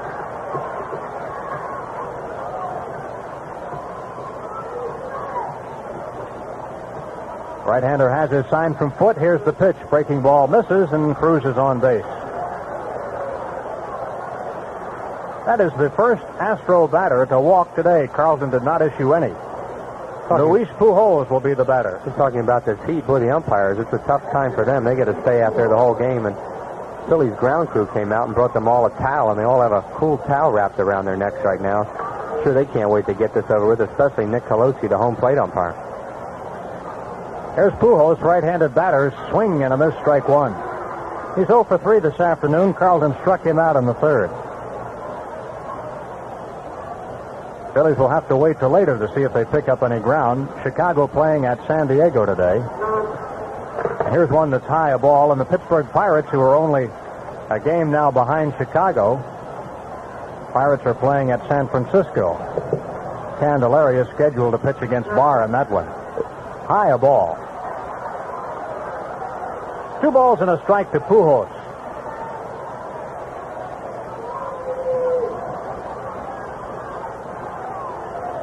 Raleigh Eastwick, the kid who was a Phillies fan in his youth, says he has some old Phillies programs at home. Makes the pitch, and it's fouled off by Pujols. 2 balls and 2 strikes. Raleigh, a seemingly perfect addition to the Phillies team. Picking up a young player and a player who is from the area in Haddonfield. High a ball, we've got a full count. And Eastwick, a perfect pressure player. In championship and World Series play, this guy has a 4-0 record. Here's the set by Eastwick, and the 3-2 pitch runner going. Fly ball hit well into right center field. Racing back is Jerry Martin. He's there. Jerry takes it for the final out of the afternoon, and the Phillies have swept the Astros. Houston in the ninth inning, no runs, no hits, and one man left on base. Phillies win at 13-2. We'll be back with the wrap-up in a moment.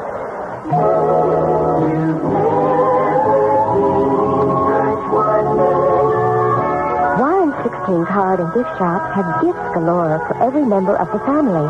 Boy or girl, mom or dad, grandparents, an uncle or an aunt. And all gifts wrapped free at Warren's, where shopping is a pleasure.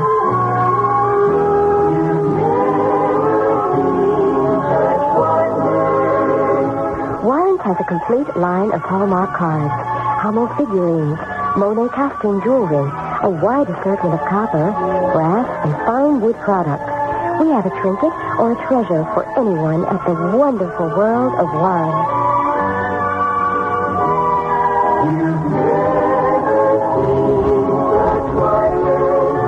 Visit one of our 2 Warren card and gift shops in the King of Prussia Plaza. Hi. I'd like to shake hands, but mine are all greasy. I'm a Cotman repairman, and I repair transmissions all day. We at Cotman can repair any automatic transmission made.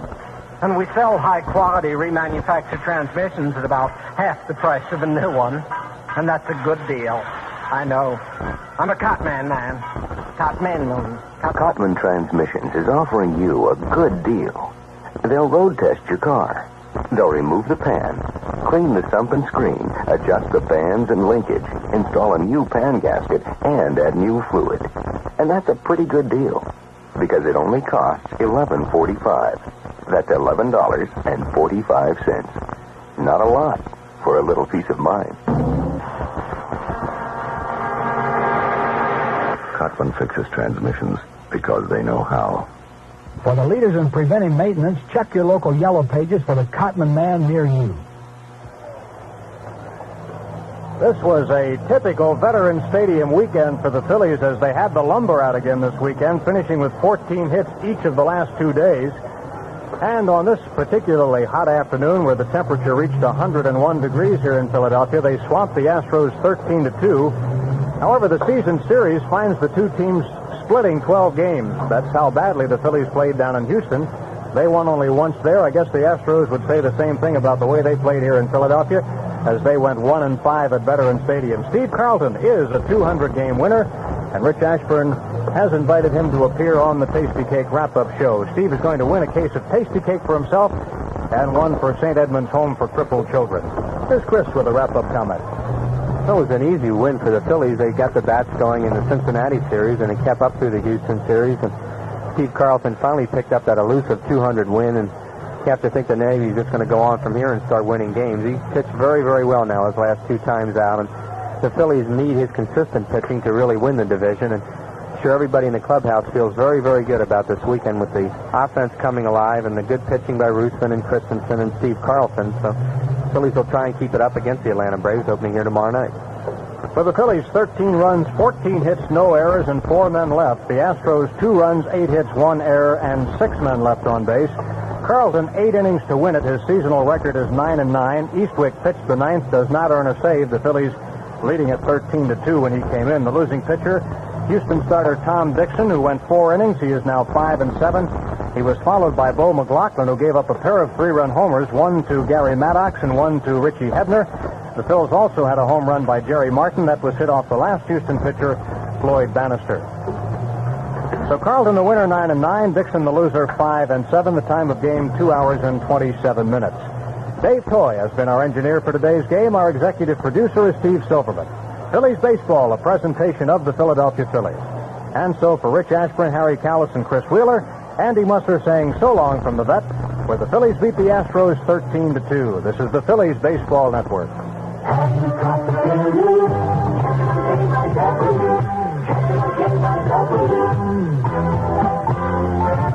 Phillies baseball has been sponsored in part by Tasty Cake, whose cakes, pies, and cookies give you over 30 delicious ways to take a tasty break. Tasty Cake, all the good things wrapped up in one.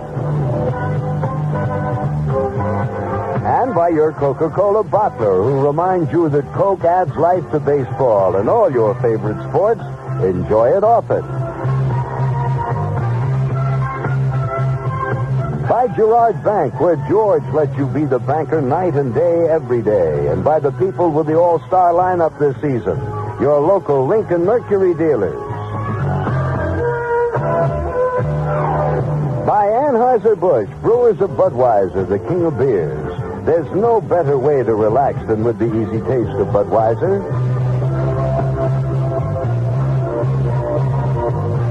And by Geno's, where you get the 100% sirloiner, Kentucky Fried Chicken, crispy fish, and make-it-yourself salad. You'll be feeling good at Geno's. By your local Chrysler Plymouth dealer, where you get Grand Slam deals on the most complete lineup of new cars in your area.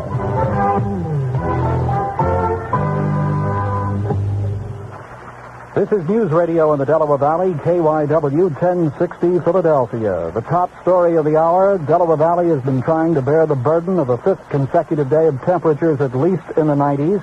It actually hit 99 at Philadelphia International Airport between 2:30 and 3 for a new record for the date. Officials continue to urge people not to turn on a fire hydrant without a sprinkler cap obtainable from a police station. More on this after the post-game show. To shed some light on the term night school, here's Dean Charles Bruderly of Villanova University. You know, to this day, some people still refer to attending college part-time as going to night school. That's a misnomer, if not misconception. I'm Charles Bruderly, Dean of Villanova's College for Part-Time Undergraduate Studies. The term night school doesn't begin to describe our programs. Classes aren't just offered at night. They're offered evenings, Saturdays, and during the daytime to accommodate men and women and high school graduates who can't attend college full-time. Many adults have earned degrees in our fully accredited programs, degrees identical to those bestowed on full-time students. Villanova is now offering enrollment in its part-time fall semester. If you're interested in going to college and not just night school, give me a call and I'll send you information. I'm Dean Charles Bruderly. You can reach me by calling Villanova University at 527-2100. And now Tasty Cake is proud to present the Tasty Cake Wrap-Up Show with facts and figures of today's game and an exclusive interview with the star of the game. So grab a Tasty Cake. There are more than 30 delicious kinds to choose from. Relax in your easy chair and get into the 1978 baseball season with Tasty Cake and the Phillies. All the good things wrapped up in one. Tasty Cake is a world of fun. All the good things wrapped up in one. Hi, everybody. Back at Veterans Stadium. This is Rich Ashburn. Our guest on our Tasty Cake Wrap-Up Show is pitcher Steve Carlton, who picked up his 200th win here today and also drove in a couple of runs with a single and a sacrifice fly. Lefty, that 200 wins has been a little hard to come by. I think this is your 6th or 7th try at it. Was it something that, numbers aren't that important, I guess, but was it something that was bothering you at all? Oh, you mean a mental block? No, I don't. I never get wrapped up in those things. It just came at a time when I started out not throwing too well, and the things didn't work out. Everybody's playing well for other pitchers, and sometimes pitchers go into a slump along with it, in conjunction with the team, and things just weren't happening. I was giving up timely home runs and a lot of home runs here and there, and it was just crazy. And I'd come down to a one-pitch ball game in some cases, and they give up that key home run, and it would beat me. But today we iced it well. They really broke out and had lots of runs to work with. It's kind of a. What does 200 wins mean to you, though? That is, as I said, a significant number of wins, and mostly because nobody hardly ever wins that many. Well, there are pitchers in the Hall of Fame who haven't won 200 games. Yeah, that's true. It means longevity. You put your time in. You can only win so many games a year, and you have to spend, years in the league and acquire some sort of consistent pitching ordeal. And that's kind of what it means to me. I've been pretty consistent throughout the years, and I've won 20 games 3 or 4 times, whatever.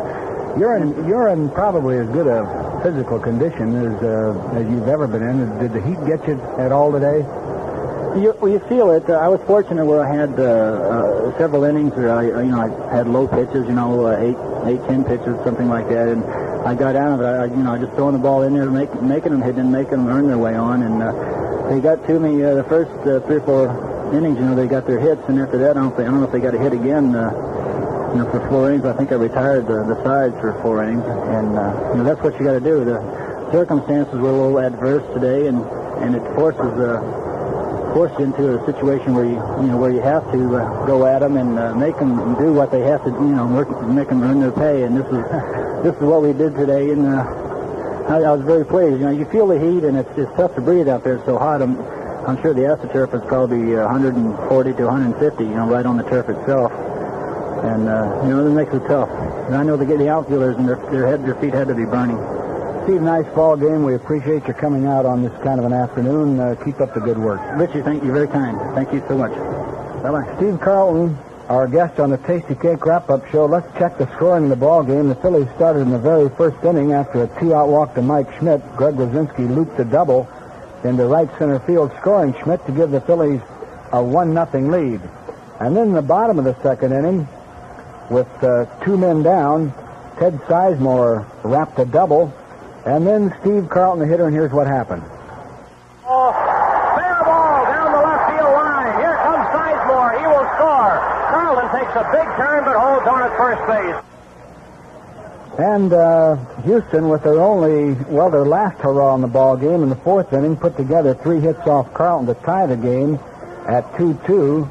And then in the Phillies' bottom of the fourth inning, Richie Hebner led off with a single. Gary Maddox also singled. Runners at first and second, 1 down. Tim McCarver flied out to left field. And then Ted Sizemore, the batter, and this turned out to be the game-winning hit. Here's the pitch to Sizemore. Swinging a fly ball deep left. Jay Alou going away back, and he can't get it. It's off the fence. Richie Hebner will score. Maddox holding at third base. Sizemore is second with a double, and the Phillies lead it 3-2. A 3-2 lead, and then it was again Steve Carlton coming up and hit what appeared to be a routine sacrifice fly to center field, but it turned out to be a little bit more than that. Now the stretch by Dixon. 1-1 pitch. Swinging a fly ball into center field, not deep. Poole is there, makes the catch. Maddox tags, and he's coming, and the throw is not in time. He scores.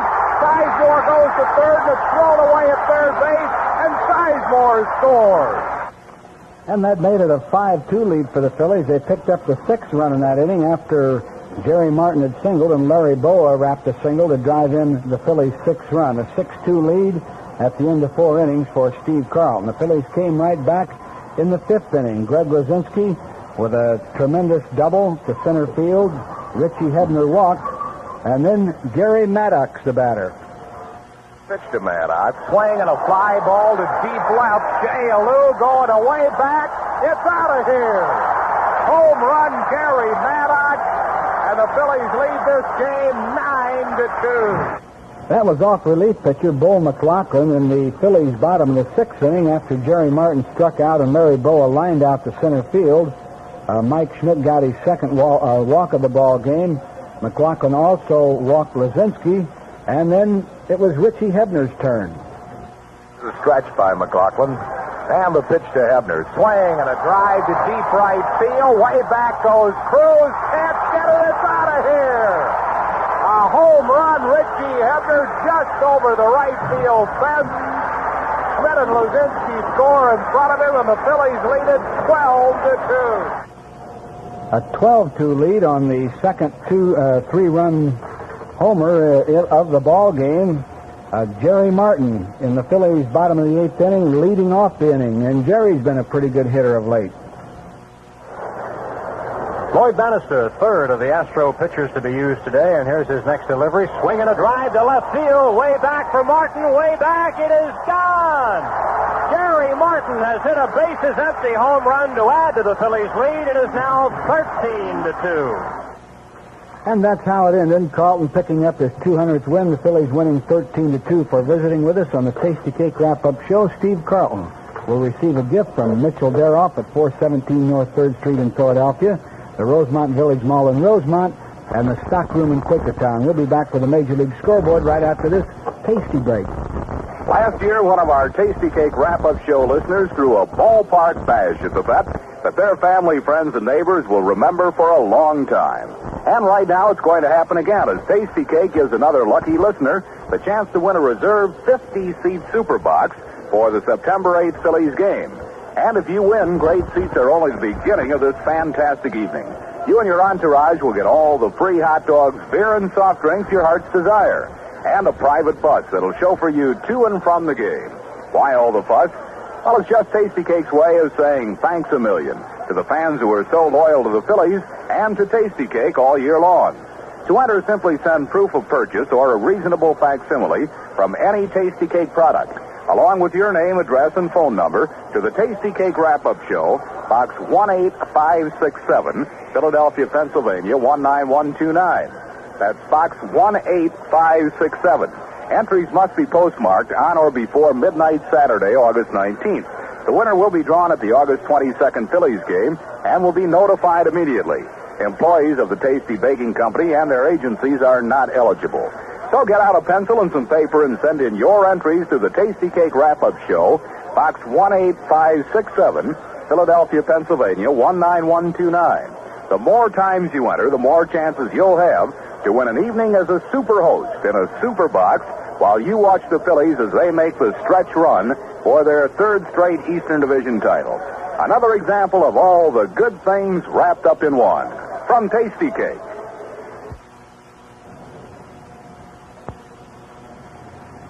Let's check the Major League Scoreboard. The Phillies, by winning today, right now lead the Chicago Cubs by 5.5 games. They lead the third-place Pirates by 6.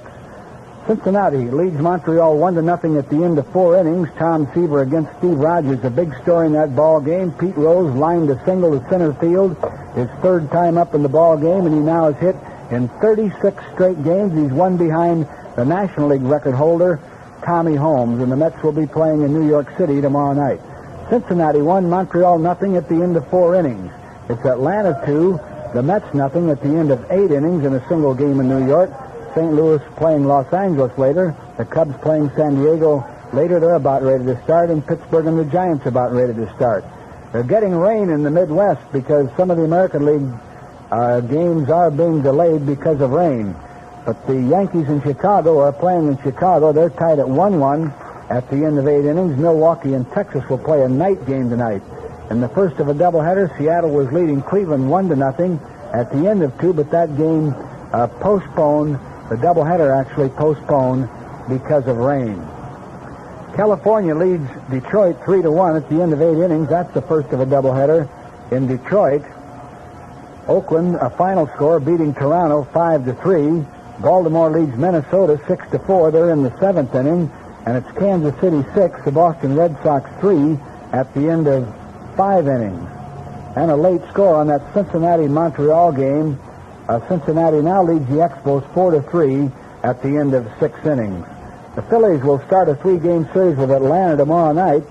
It's going to be Buddy J. Solomon pitching for Atlanta. Jim Lonborg will be going for the Phillies, and game time will be at 7:35. Our pregame activity will be at 7:20. Dave Toy has been my engineer. Chris Wheeler, my very able producer. Steve Carlton winning his 200th career ball game here today to even his record on the season now at 9-9, and the Phillies winning 13-2. We'll talk to you tomorrow night from Veterans Stadium on the Phillies Baseball Network.